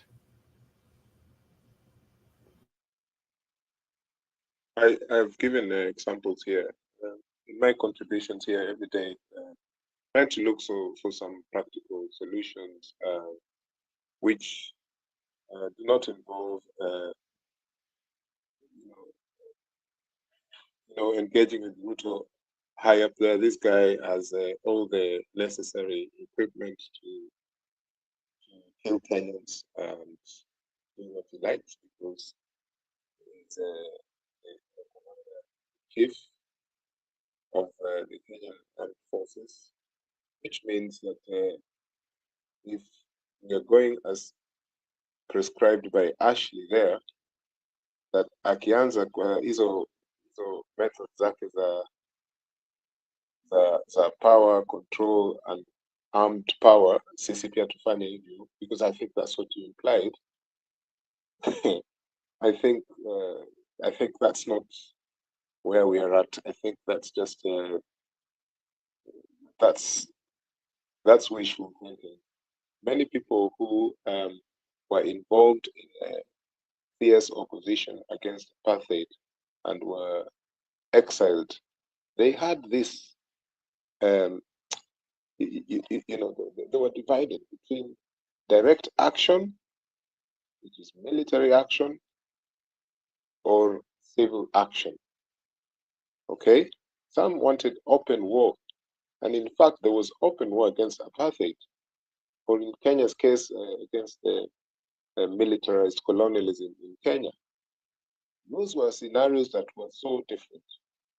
In Kenya now, if people think that it's okay to engage Ruto at his level, you start asking yourself these questions. How will people do this? Questions as simple as that. Who will do this? Okay, and what is the immediate result? Now, Ashley, if you have a relative, a brother or a sister, and I suppose you live abroad, you don't live in Kenya, who has a shop or a small business or a big business for that matter, let's say 100 people, and you tell me that there is a moment of direct action by Kenyans, and then Ruto's armed wing responds and starts butchering Kenyans. The business of your relative is falling. All those 100 employees, they have nowhere to go. Me, that's the way I'm thinking. I am thinking that we can still exhaust many forms of civic actions, because when we now start thinking about like moving this guy by force, it will not happen. By force, I mean, when I say by force, I mean by Ellie, let me tell you force. something. Ellie, let me tell you something. Ellie, let me interrupt you, and I'm sorry, just for 1 minute. Thank you, no If problem. we show him, sometimes even just, like in wrestling, have you ever seen before the match how people come and just make bad faces, come the way Undertaker comes in? Sometimes even just showing him that all options are off the table. Yani kama anataka crazy, umwambie basi, let's see who is crazier. That in itself can stop him. But ukiongea kama wewe, then he know he can do wrong and get away with it. It is like a serial cheater who cheats on their wife or their girlfriend because they know she will not go. But there is this other woman who said, dare you, I will go with your wee-wee. Before I leave, I'll take it with me. That person will have to think twice before they think of going out. So the fact that you tell him, because he's already butchering on a small scale and slowly by slowly, so what you are actually telling us is to submit, to let him be the dictator. Lakini ukimwambia, you will not do it. If we go to war, we will fight. The ones who will die, and then the ones who will be left will reconstitute. Then he will have to think again and see, these people have said they have nothing to lose. Na kama utaua watoto wako wakaange kwa nyumba, na kama utaua watoto wako friends zake wakaange kwa nyumba, because you can start with their children's friends. Until nobody wants to be the children's friend, because they will also go missing, because those children have no bodyguards. If he goes to church, that church down, he will not go to church. If you accept him in your church, from then on you have no church. So the fighting does not have to come by military. We did not win the independence through military, but you have to tell him, kama unataka kukunini hii war. That's why I said he has to set pace, and then you have to decide liwe liwalo, wale watabaki wata reconstitute kama Rwanda. It has to reach there, or we accept to live on our knees. That is what has to be done. And once Ruto understands that, he will think sensibly. Okay, thank you for clarifying that. What I just wanted to say is that because Parliament has been captured, the same parliament that removed Gachagua from power. That same parliament that has been captured, Kenyans can do some actions, which is, for example, making sure that these MPs have a hard time, because these are the people that right now William Ruto is depending on, the members of parliament. So Kenyans must formulate a way to deal with the MPs who are supporting William Ruto. Those few Luo MPs, the ones that he's relying on, they're just after money, okay? They know even ODM is saying that it's not going to support William Ruto in the next election. But this means that there is an open case for Kenyans to find a way of dealing thoroughly with these members of parliament. For example, in Mount Kenya, this is already happening.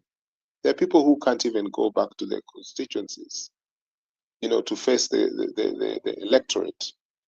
Once this has reached a national level, I think it's even easier to go the legal route to remove Ruto from power. I think. And Ellie, why your method will not work? I think the way. Why your method?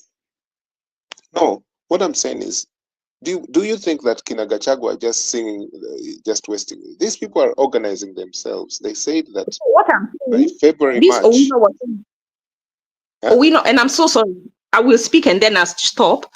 Owino was saying, there where he comes from, which is the lake, they are saying that these fabrications of abductions are there so that Raila will not win. So, and he said from next week, the government is going to come and show people how there is a section of people. So while people are doing that, remember the government, which has a bigger machinery, is also trying to create misinformation. So what you're saying, it would happen in a perfect world. But remember, now there are people who are put in doubt that even if there was abductions, and even put in doubt if it is even the government that is doing it. So they are not sitting pretty as we plan, or like as we try to work and team up together against them. They are also working to disinform people so that we fight against each other. Ruto does not care how he wants to stay in power. So such a person needs an extreme to be dealt with extremely. These soft hands, I think that time is gone. That maybe have been for Uhuru, but for Ruto, he needs a stand. He needs hard balls to be dealt with in a hard way. Yes, but like I was in Kenya recently, August, and even in our area, the people there are saying they've had enough of William Ruto. Okay, this time, whenever this broad-based government, so-called broad-based, was happening, people are still saying that. People are only going to those rallies because they're being dished out money. I believe that, people from, because right now, Luo Nyanza is becoming, the problem, the dilemma in all this, because these were people who were previously seen as the engine of protests in the national outlook of protests in Kenya. And suddenly, the masses there are saying they don't want to get involved, But I'm saying this knowing that that community are still saying they have had enough of William Ruto. In fact, they've had enough of their own politicians, including Raila Odinga, because what they're saying is Raila has been flip-flopping. When there was that question which Robert Alai asked. I don't really have time for Robert Alai, but a few years ago, he asked this question: is it really true that Raila Odinga has ever wanted to clinch the presidency? Is it really true that he goes to an election in order to win? Because after every election, he transforms into part of the so-called winning government. How he does it and whatever, that's just another story. So these people in Nyanza, they're already fed up with this. They're saying it openly. And they're saying it through their leaders. They're saying, no, we've had enough of these leaders now. So we want a change of leaders, okay? But those leaders, the problem is that they're also terrified of speaking their mind. You find people like Billy Odhiambo and all that, who usually are very vociferous in parliament. But when it comes to that question of defying the ODM as a cult, they can't. This is a problem that the people are facing, but the people are saying now they've had enough of this problem. And so that's why I'm saying that if Kenyans continue to give their politicians, that red card, we're coming for you, it's a red card. But now if we think about like removing Ruto without thinking about dealing with the people surrounding him, it's going to be a lost cause. But also the other thing I see about Ruto is that every time this crisis is becoming bigger and bigger, this man, his travel diary is full. So he's hardly in Kenya because that's the way he escapes the attention that Kenyans are giving to these problems. When that revolution was taking place on the 25th of June, some people were wondering why Gachagua was in Coast Province and Ruto was in Nairobi. In such a situation, in most stable countries, if you like, the two top leaders cannot be seen in the same city or town trying to tackle the problem. Because if both of them are seized by the public, there is no one to deputize or to take over. So, Gachagua had to be away in Mombasa, but people were thinking that this was a split by the two, What I'm saying is, in terms of the control of the masses and the way we're being dealt with by this regime, it's very, very difficult for Kenyans to do this without dealing with those politicians first. But me, I have hope that Kina Gachagua, imagine, Gachagua of all people, that is the person that we are hoping that he continues to do something which can bear fruit, say, around March. We see what it is. Kina Muturi have already given indication. Some people are saying that Gachagua has chosen the Democratic Party of Kina Justin Muturi as his new political life. But that's a question neither here nor there. What I'm saying is we need to continue having hope that Ruto can be dealt with. Kenyans are putting pressure. I don't see how Ruto can survive up to 2027. I don't see it. And Kenyans can do this without seeking, extrajudicial means. They can do it. Many countries in Africa have done this. South Africa did it within their party system. So, yeah, that's my comment for that, Jerome. Okay, ni sawa. Julia, you can comment on the same also. Yeah. I think the things are boiling up as we need them to be. And just like I said, we just need somebody who is courageous and skillful to do what that woman did today as the health officers today. So we have realized that when the youth say kuna maandamano, police wanajaa town. So the question is, how can we prevent these police from even reaching town themselves? Wacha hivyo kujaa town. Okay, I hope somebody is skillfully looking at that, because if everybody is made to walk to town, then we cannot have enough police officers walking to town to prevent people from protesting. Now, by this time, I hope somebody is not thinking about just protesting and making noise in the city center. I hope someone is thinking about storming State House at a Parliament, because that is the time Ruto takes off from State House. Hiyo atakuwa ametolewa. So that is under the constitution. That is mass action. See only anything breaking the rule there.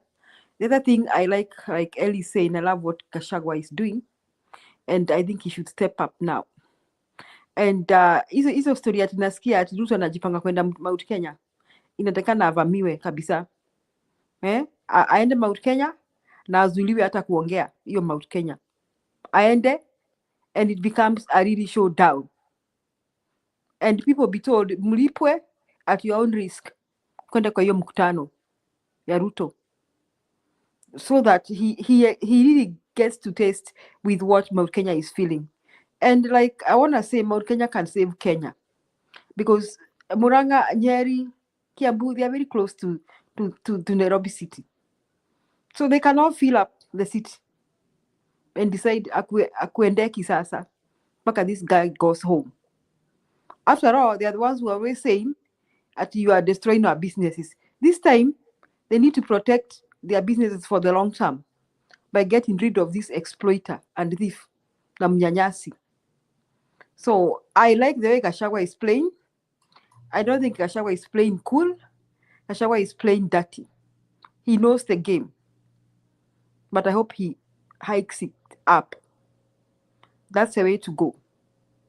That's my take. I think that one is in order. Naona Kip ameenda, so he won't respond the same. But naona Mwamba ako hapa. So Mwamba, can you pick up now and handle the same? Najua umefuatilia discussion and you can really say something on it. Go ahead, Mwamba. Thank you. Thank you so much, habari zenu. Now, my heart is so heavy for my country this time around when I put all those things that are happening today and the circumstances that can be. Number one, I would want to congratulate Muturi for what he has done for the country, because at least he has made us to be in the know and to have no doubts now. And of course, there's evidence that Ruto is the one who's conducting the abductions. That was something he did, although he was very late. He should have done that when he was still the Attorney General and when the country was really burning up for change, when the Gen Zs were out and really burning their throats and everything. That's the time he should have come out with that info. And I think it would have helped much more than it is going to help right now. Now, the things that really make me feel like we are still fighting a very tough uphill battle is to realize that, number one, we have no parliament, we have no senate, we don't have that decorum, we don't have that system that we can actually impeach the president peacefully without letting blood. That is number one. Then we are having these other people that we are calling the likes of minor jengers. These are hungry busybodies who are just out there to make money, and they're using their popularity to actually divide the people. When I see minor jenga doing those meetings, I get stomachaches. Honestly, this is the worst that you could ever do for your country, especially knowing what is going on. Now, again, we have these barking toothless dogs who are cowards. I would like to call somebody like Tioni a coward, who can only speak but never take action. There is nobody who has taken the mantle. None of the politicians, other than possibly Gachagua, who is trying to do things, that has come up to take lead. You know, when there are these mass actions by the young people, the Gen Zs, they go out there alone. They're really battered by the police, and they have no capacity or the mass to actually now to force Ruto out, because when they say they are going out, the population does not join. So they are left alone there and they are left helpless. They are not able to do something that would be outrightly get Ruto out of State House. That is one thing. We lack cohesion. We lack commitment. We are not committed to the mantle. We are so many people of us out there just watching and hoping that everything is going to be good without participating. We are cowards. That's the problem number one in Kenya. I think we are we are cowards. Number four, I see the problem of, even if we got Ruto out of State House, maybe the style that we saw in Sri Lanka and other places. What next? who would take over? Or would there now be a mess of these people fighting and people coming up in their groups? I'm the person to take over. That is something that we have not thought through because there is no outright arranged mass action and we don't have a leader. We are just like the Gen Zs, we are leaderless. So even if we got Ruto out of power, what next? What next? Would there be genocide now for everybody fighting for that same position? That is something that is very, very worrying. Now, the other thing is that we have already seen the likes of Osoro who have started blowing the tribal trumpets, and there are people who follow these things. I don't understand Kenyans. We are going through so many problems, but still there will be that Mutwetu, and you will see a tribe following somebody like Osoro. Then Ruto has been also has been very, very cunning. He has also taken cover, and because we have given him a lot of time to think and plan, he has taken those people who would make an effective mass action to succeed. He has put them in their pockets. This case, I'm putting somebody like Atwoli. Atwoli has been compromised. Atwoli is the only person who can call the labor force in Kenya to go out of the jobs and do effective mass action. Now, Atwoli is singing the songs of Sugoi. He can't help us. God really needs to help us. The only solution here now I see, and I'm sorry to say, unless now possibly we have a military action, this thing is getting very, very, very, very sticky. It's going to be very, very sticky. It can be very messy. Yes, we are all willing that Ruto should get out. We don't need him. He is a mess. Mount Kenya is out and it has decided. It looks like Mount Kenya can actually take the lead. But who takes over? After that, what happens? What happens? Do we trust that we can just take over and everybody will say, yes, Gachagua, take the seat? I don't think that is going to happen in Kenya. There will be the Matiangis, there will be the Kalonzos, there will be the Railas, there will be everybody wanting to take that seat. What do we do? Where do we go from here? That is my worry. That is my worry. As Julia says, yes, we need to start being very, very aggressive. We can be that aggressive, but what next? My take. I have a question, Bwana Mwamba. Do you want to tell me that, and the way I've been seeing so many press conferences and so many people speaking around, do you want to tell me that there is no one who can pick leadership in Kenya right now other than Ruto? That is not my take. What I'm saying is that if that vacuum is created, there will be an inflow of people wanting to take that power. And that will bring a bigger conflict than what we are facing now. Can you see a position where there is no president in Kenya and there is somebody who is like Gachagua? He thinks he can take power. There is Raila, who has always wanted that power. There is Kalonzo, who is an aspiring power. There is Muturi, who thinks he has done something for the nation. There is everybody who would want to be out there. Don't you think we are going to form other secondary groups who will be fighting against one another to take State House? That is my question.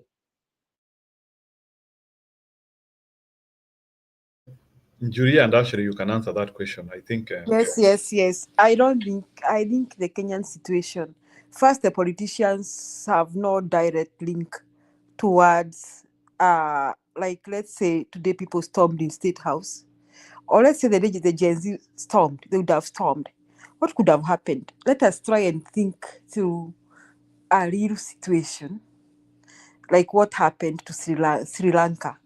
So nani ako State House ni Ruto. Tuseme Ruto mwenyewe ako na stress sahi. And what would Ruto do? Would Ruto take off to Sugoi and start ruling from Sugoi? I think that is a likely thing Ruto will do. Ruto will leave Nairobi and go somewhere. Especially kama ni Mount Kenya hao ndio wameanza hiyo kitu, wamezusha furugu, wamesema Nairobi akukaliki. And you know, of course, Kenyans are waiting for that kind of a trigger. And that trigger may go while Kenya may spread all over the Kenya. The only places that may not really happen in many Rift Valley, because as Ellie was analyzing here, watu wa Rift Valley wanaweza jifanya sasa wanamprotect. So I don't know whether Ruto may decide to go to retreat to Rift Valley, or he may decide to fly out of the country. Okay. To answer you, Julia, let me take you back to a situation out of experience. I was there in 1982. I am a person who has eaten a little salt. I was there in the 82. When the 82 when the Kenya Air Force, that time it was known as the Kenya Air Force, when they captured KBC and they had taken power in Nairobi, Moi was somewhere in the Rift Valley. They took power, they did not know what to do next. And that is what cost them whatever happened after that. Because all what they had to do was Moi to call General Mohammed and tell him, do you support me? Yes, fine. Fight these boys. Nairobi became a battleground. So many people were killed when the army was fighting the Air Force.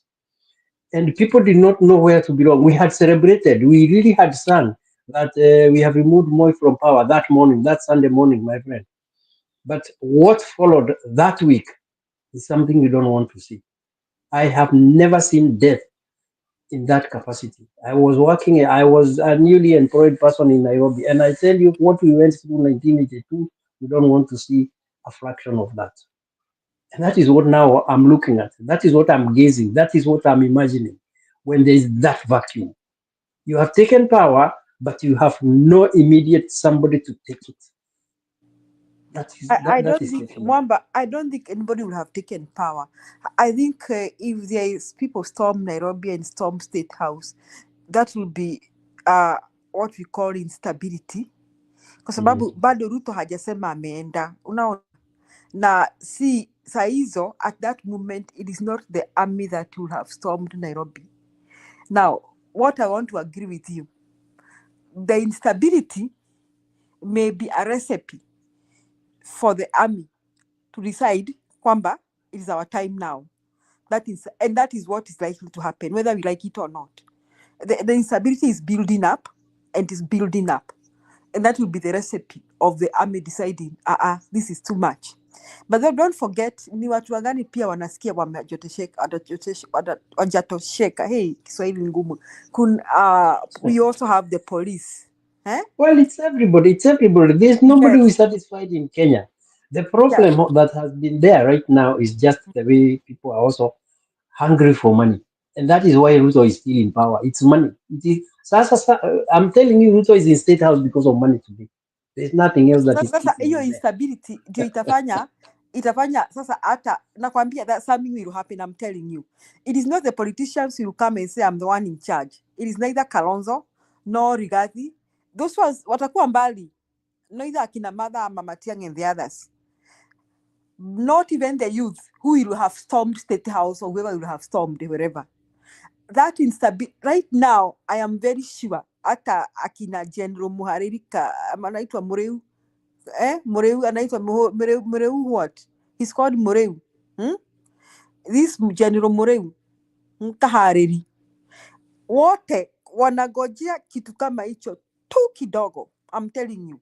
So you are right to say there will be chaos. Now, the extent of the chaos is what we don't know. Depends on the sobriety of the so-called they call themselves disciplined forces. I don't know how much disciplined they are.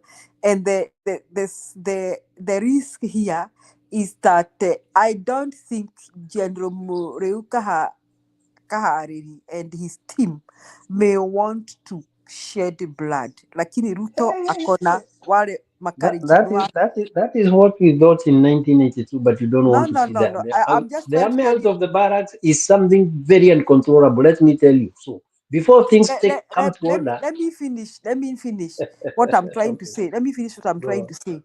I don't think General Mureu Kahariri and himself would want blood to be shed under his name.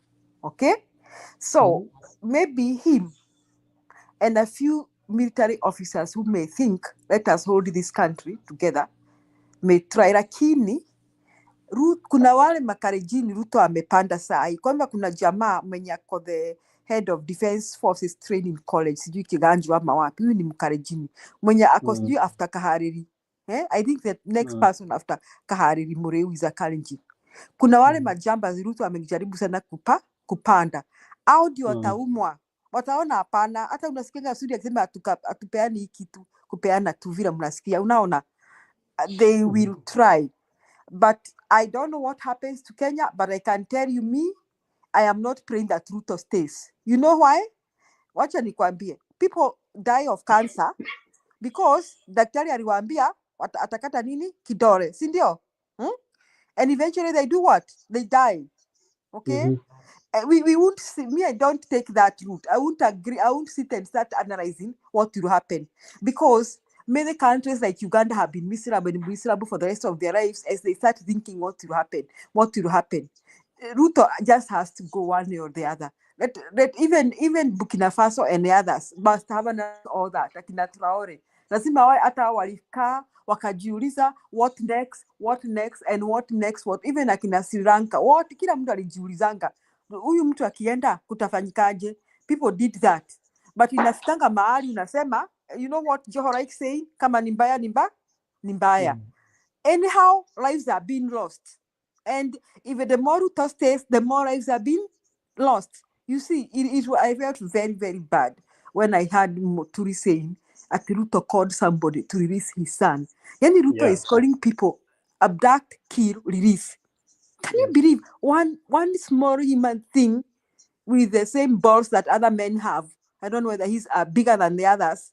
He's sitting somewhere in the house, ordering arrest, kill, murder, what? And that man is affecting how many millions? We are about 60 million Kenyans, 60 million Kenyans right now. For how huyo mtu kwani ni nani jameni? Let me say this. Personally I know something will definitely happen. The extent of the damage, I don't know. The issue of something happening now, we have reached that point. It has to happen. It will happen. It will happen. That one I can tell you.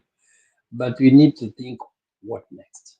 What next? Mimi, I don't want Kenyans to start thinking what next. I want us to wait and think what next when it happens. When it happens, unaona 207.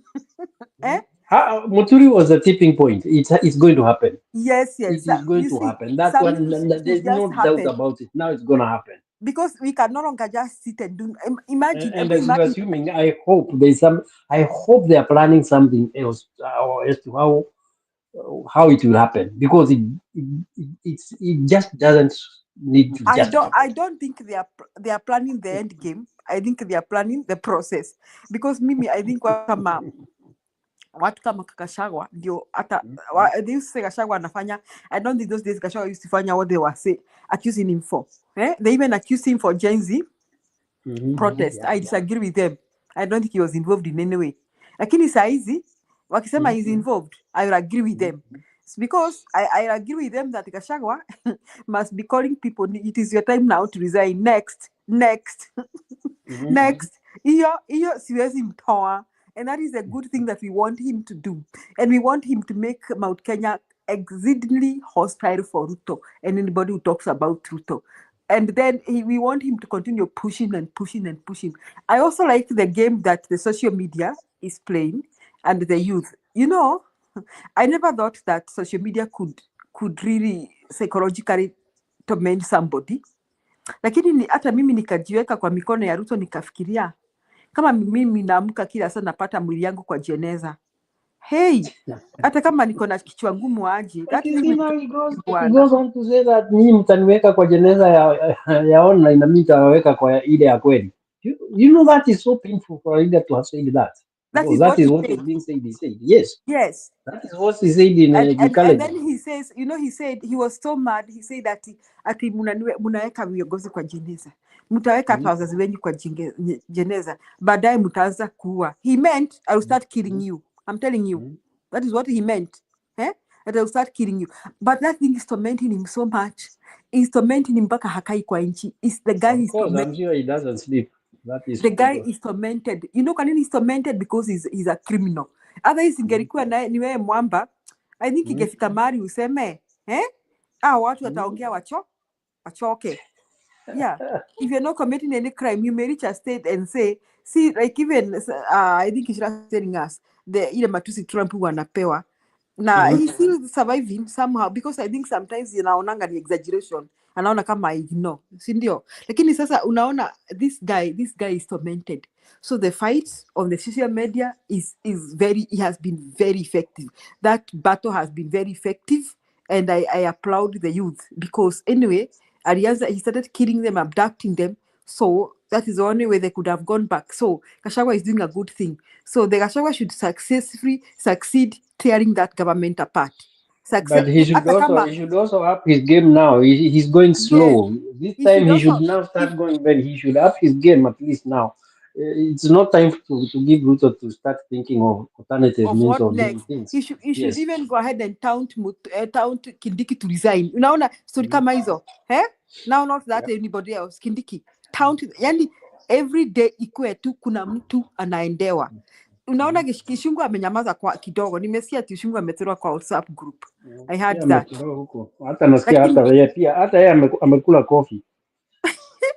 Lakini alafu unajua Mungu naye ni nani? You know, even as we fight Ruto, he's fighting himself.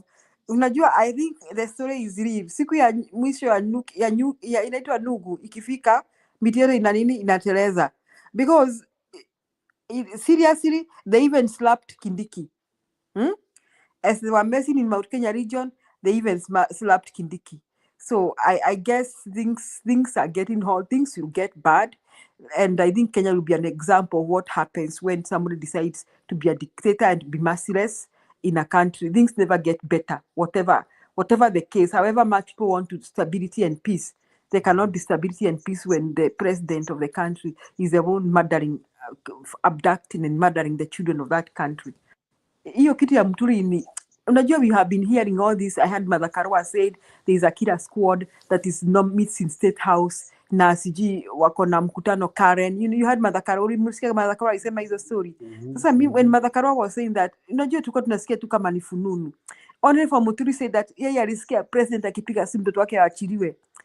That one thing annoyed me so much. Njivu acha nifikishe hapo. To respond to you, Darren, the better question is what happens if he doesn't? He is going. He is going. He also knows now that. Now that he knows, he's going. And the worst that can happen is to get to 2027. Oh, yes. Because he will still go even in 2027. Because 2027 he sees through. Sudi saying that wataiba kura. Kenyans will not sit and wait Chebukati to announce. That will be chaos. Kenyans will not sit and wait Chebukati to announce the results. Kenyans will not wait. History has taught them those things don't happen, right? Okay? Twice or thrice or 4 times, Kenyans have had a bad taste of our electoral commission. Sasa hiyo ujinga asudi that we will add kura where Kapseret. They cannot kura Kapseret. They will multiply this time. They can multiply the ones for Kapseret. Hiyo ndio siku unaweza amka unasikia kuna mtu amejiannounce president. Wacha hiyo Ruto anasema hapo. Wacha ile ya baba kujiswear. You remember the days of baba swearing himself? Hiyo ndio siku you hear other things now. So that's my take. So kwa hivyo hata Mwamba amekuwa positive sasa, mnasema sasa ni kama sasa the writing is on the wall. Jamaa anaenda. Yes, kanaenda. Bibi yako akikwambia anaenda. Mene Tekel is there, Jiro. Mene Tekel is on the wall, but what happens? That is what is worrying me. I'm not worried whether he's not going. He's going. He's going. That one I can tell you for free. So kwa hivyo formula ili in other words Mwamba unasema ni hata kama anaanguka asianguke na watu wengi sana. So it's like you are talking of mitigation. Yes, Mwamba is trying that we hope that akianguka anguke peke yake. Na bibi yake na watoto. If there will be collateral damage, iwe yeye and those who support him. Wow, then for me those are very good news. At least kama sasa tumeanzia sasa kufika into an agreement that jamaa ameisha pumzi. You know that. Let me ask you, Njiru. When do you hear Mother Karua walked out of Kibaki? But when do you hear a minister saying, I am not resigning and you are evil? You wanted to kill my son. Utadu, unipeleke where? This thing happened with Matiba. And Kanu thought they were going to, Moi thought he was going to kill himself. Huh? It was a big deal. Muturi sasa ametuonyesha that is something small. Na Muturi has said ameonyesha middle finger, amewambia mtadu. Where do you think Ruto is wherever he is now, right now? Ruto kwanza ameenda happy, by the way. You know, and the son is out of the country. Ama ako hapa. Safari alikatishwa na Gen Z, siku hizi haendagi. Nasikia ayuko, nisikia alitembea. Ai, aenda wapi? He can't leave. Yuko. I don't think so. Suggestion. I think ile kitu tunasikia ni is he going to attend the inauguration on Monday? Unajua the American inauguration is on Monday 20th.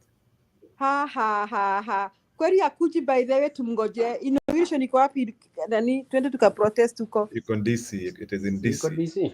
Washington DC. Tuke tukaweke maplacards huko. Don't pale Pennsylvania Avenue. Do not dine with thieves and murderers. Already ashapata hiyo information. Ile wakati uliona ma deep fakes. Information imefika huko, imefika kwa ICC. ICC is having, they are crashing the servers, they're receiving mail from Kenyans. So it is crashing servers. Yes. Yeah, wana receive information mingi sana. Hata mimi niko na link hapo nataka kutuma. Wewe uone pale yote ambako watu wanaambiwa wachaguane ama people to vote, people to like. Unajua hadi nikaanzia kujiuliza kwani Wakenya wako enlightened aje? Yani everywhere kuna semekana yani kitu ama maybe ni mashida ya Wakenya. Yani unaona hata ile voting ya corruption. Wakenya waliline up huko. Bwana Mwamba, do you remember hiyo voting ya corruption? Don't joke with social media. Social media is good. It's very good. Yeah, so to the extent sasa, yeah, you know, wakati ule aka kajamaa kamekuja kakakuwa kiongozi, alikuwa ameleta hii bromance that he is a very good and stable leader, hadi akaanzia kukua na hiyo manukato kwa kila mtu. So suddenly sijui ni nini kimemtendekea, like leaders have even started isolating themselves with him. Yani ni kama ni jamaa kona kaswende. Unaona, not kaswende, we call it what? Kuna hiyo ugonjwa ya hiyo ugonjwa wa mudhanduku hii. Unajua hiyo ugonjwa wa mudhanduku hii ambayo ukikaribia mtu akona mudhanduku, smallpox ya. Unajua mtu akiwa na smallpox hutaki kukaribia yeye sababu anaweza kuambukiza. Yani jamaa siku hizi hata akienda anywhere kuna ile yani viongozi wataki kukua yani na hiyo chemistry. They don't want to be associated with him. Yeah, to the extent because unajua let's say now you are the president of a certain country and you are associating with that guy and he has now been rated as the most corrupt man in the world. Uone mnaweza kuwa na deal na yeye hata wewe uingie hapo. I hope Dubai people are watching. So then nimesikia pia anataka kupeana gura na kuraru kwa Dubai. Can you comment about that? Yeah, already he has I don't know the facts of it. Like nasikia he has already been received 105 billion for 20,000 acres Gurana Kuraru. Sijui for how many 99 years. They've already given that as a lease. Na sasa huyo kiongozi mwingine atakuja, is he going to revoke the lease ama itakuwaje? Ama hiyo that lease has to continue with us. You can revoke such agreements. Can you revoke them? Of course. Na unamwambia enda ulipo na wenzako. Yes. Okay, if it can work in that arrangement, then it is okay, because kuna leases zingine which they could be very very dangerous for the country. Kwa maoni yangu. It depends. Actually, even some of these debts are going to be because I think Kenya is going to contest some of the debts that we are paying on behalf, because we understand some debts actually don't exist. We pay this money and the money gravitates back to their pockets. And actually, the treasury is paying loans that don't exist. And that is what Wanjigi calls odious debts.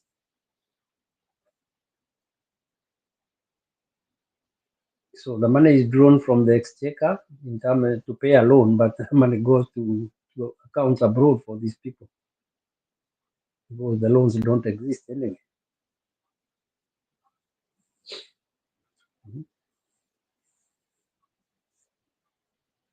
Okay, naona Wairimu amesema kitu, anasema Trump hata interfere. So let me ask a question now. Kalonzo leo amesema Ruto resign. Is that the right man ama Kalonzo tu aendelee tu kuongea hivyo? Because unajua saa zingine mimi siele yangu Kalonzo, then finally nikamuona akiwa na mambo zingine kubwa. So but is Kalonzo playing his opposition role well? Ashley, can we start with you kama uko on? Kalonzo anacheza vile anafaa kucheza as an opposition leader now that Raila Odinga is with the government. So I think the most senior opposition person in Kalonzo. Is he okay? Is he opposing well? I think the statement he gave today was excellent. That is the kind of language that Ruto needs to hear. And I've just, this Owino guy, I was listening to him and he said, he's telling people they need to be constitutional. Like if a thief came to your house, Jeru, maybe you have a daughter, you have a wife, and they started raping them and tell you, as long as you're quiet, we will not do anything. You see, they want to continue to do criminality with us being peaceful. They want us to be peaceful, but on their side, there's no credibility and there's no accountability. What I am saying is that if you want our country to be governed constitutionally, as the head of that country, he needs to govern it or exercise that power constitutionally too.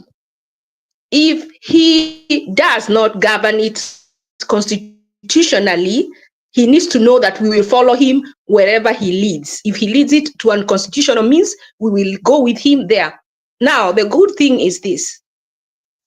This testimony of Muturi, unless there is no reason that ICC should not be putting out a warrant arrest for Ruto, because with this testimony and many others, it places Ruto at the eye of the abductions. Not only is he aware of them, he is involved. So I think even as far as me, I wouldn't advise Kindiki to come out. I don't know whether Kindiki would be bad like Ruto, but I would advise Kindiki to stay there. We never know. That may be our saving grace, because I think it's just a matter of time that Ruto is going to be indicted and there will be a warrant excuse me, they can't even speak. There will be a warrant of arrest put out for him based on the abductions, because if the case is opened, he'll be indicted. And once he's indicted and he likes to travel, you never know which country he will go to and he will be arrested. And then that would be the best way. So if there are people who can pray that becomes our way out. Burkina Faso had a change of government that was bloodless. So we would like a bloodless change of government if possible. But Ruto should be made aware that all options are on the table. If he wants war, he will get war. If he wants peace, he will get peace. As a statesman, a man who loves his country, he should just step down for the stability of the country. But we all know he cannot do that. Let me tell you, and I'm closing now. When Trump was president, he killed a very big, I think the second in command in Iran, and people are worried about the world going to a World War III.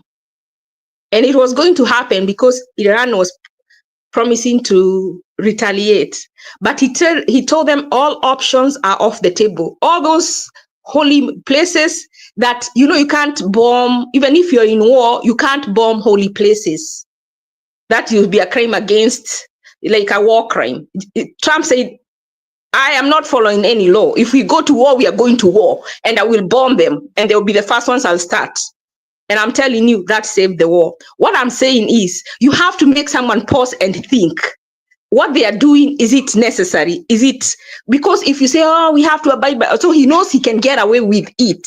What we need Ruto to understand in no uncertain terms is that he will not get away with it. He is going out through the constitutional means, and if we are not able to, we will look for other options, because underlined, bold, all options are on the table. Thank you. Okay, sawa. Julia, sasa mnaweza toa wazo zenu ya mwisho tukimalizia sasa.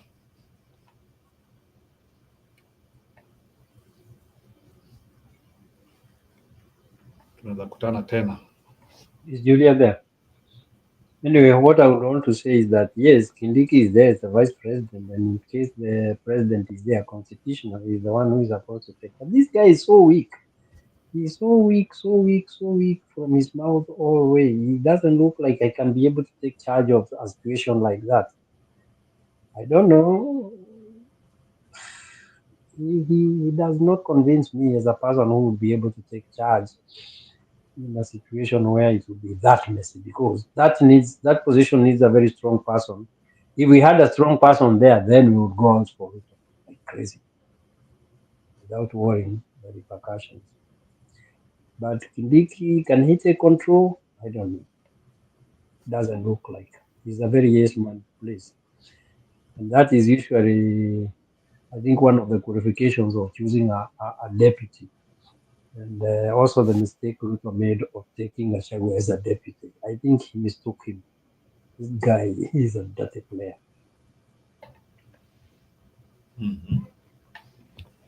Sawa. Ashton, unapeana wazo lako la mwisho. We cannot have the resources that we are paying in the form of taxes being weaponized against the citizens, because these abductors are using state-funded resources to do criminality, and that state-funded resources is actually coming from our taxes. So we are funding them to attack us, to weaponize, and that it's being weaponized against us. So we cannot give up. People should continue to speak up against bad governance and boldly, and we should be unified against dictatorship and against abductions. Now, I saw there are two numbers that I got for missing persons. If you see someone being abducted, or you know of a missing person, the Kenya National Commission on Human Rights has a number, and that number is 0800722627, SMS 22359. Again, that number is 0800720627, SMS 22359. Call them and report any abductions, any unlawful activity, and they'll take it from there. So far, 25 people are still unaccounted for from June 25th protest. Keep them in your prayers and demand that they be released, whether it's in their body or in them as a people if they are not dead. I pray that God will redeem our country and will save it. We do not want bloodshed. I, for one, I do not want bloodshed, but Ruto must go before 2027. Thank you. Thank you. Julia, wazo lako la mwisho?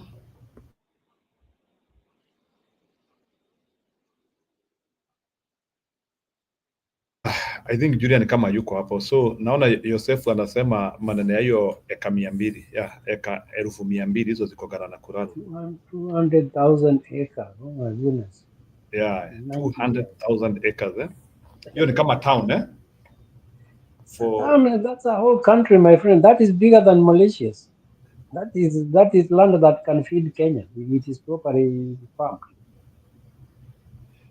So na mtu anafaa kujiuliza swali, for what benefit? Unajua like ni sawa amelist, but for what benefit to Kenya? It's not to benefit to Kenya. He was paid 105 billion. Lakini analisaje na kuna watu displaced in Kenya that they don't have anywhere to live? Why hasn't he first given them land before he leases it? You know, that is what I'm saying. We cannot wait 3 more years. People are dying, like now in hospital today. We all saw what happened about Shisha. So we are saying that 3 years is how many people will have to die. Even by the way, insurance is a crime. What he has done is a crime. Do you know how many people have died because of this Shisha? And how many are going to die? Leo kuna mama alisema, kuna baba alikuwa hapo, mtoto wake amemeza coin. And the kid had still not been treated. Would that kid make it? So when we think about saying it's 2 more or 3 more years, just know that lives are going to be lost because of this irresponsible president. So how many lives do we have to lose before we can ask him to leave? And even in that 2027, what we are postponing is a problem, because he will still not leave until he's forced out. Even in, like, remember guys, we have mobile polling stations. Hiyo polling station mobile akisema ilikuwa na 3 million, how will you refute that? So we are postponing a problem when we talk about an election in 2027. So if he doesn't go now, you don't think people will grow balls to get him out in 2027? That's not happening. If there is anything I'm so convinced about, 2027 is not going to happen. 2027, no. Zero, I think can just close now. Yeah, I agree. Nimeshukuru. Thank you kwa wale mmetokezea. Yeah, let's meet tomorrow. Thank you and have a nice day. And then mfikirie zaidi, look for news. Talk with the relatives, friends, people closer to you. Mjue anafanya namna gani. And thank you for being part of our podcast. Yeah. Na Saturday, Dr. Kite, let me say the name well, Kite, Dr. Yeah, Dr. Kitini will be here with us on Saturday. So what wanaweza taka, I think he's a serious Who is he? Dr. Kitney. Dr. Kitney. It's Kiniti. I think so, not Kitney. Kiniti. I think the name is Kinity. Yeah. What is he? Where is he from? He is a Kenyan who is very serious in these things, civil actions. So he will be coming to talk to us, and maybe we also hear his opinion about him and Azakayo. So he will be coming to talk to us also, and we also hear another opinion. I think he's also a scholar in that field also. There's a lot of things. I hope tutasaidiana na yeye pia, but he's coming on Saturday, same time like this one, so tutakuwa na yeye hapa. Akuja tumuuliza maswali.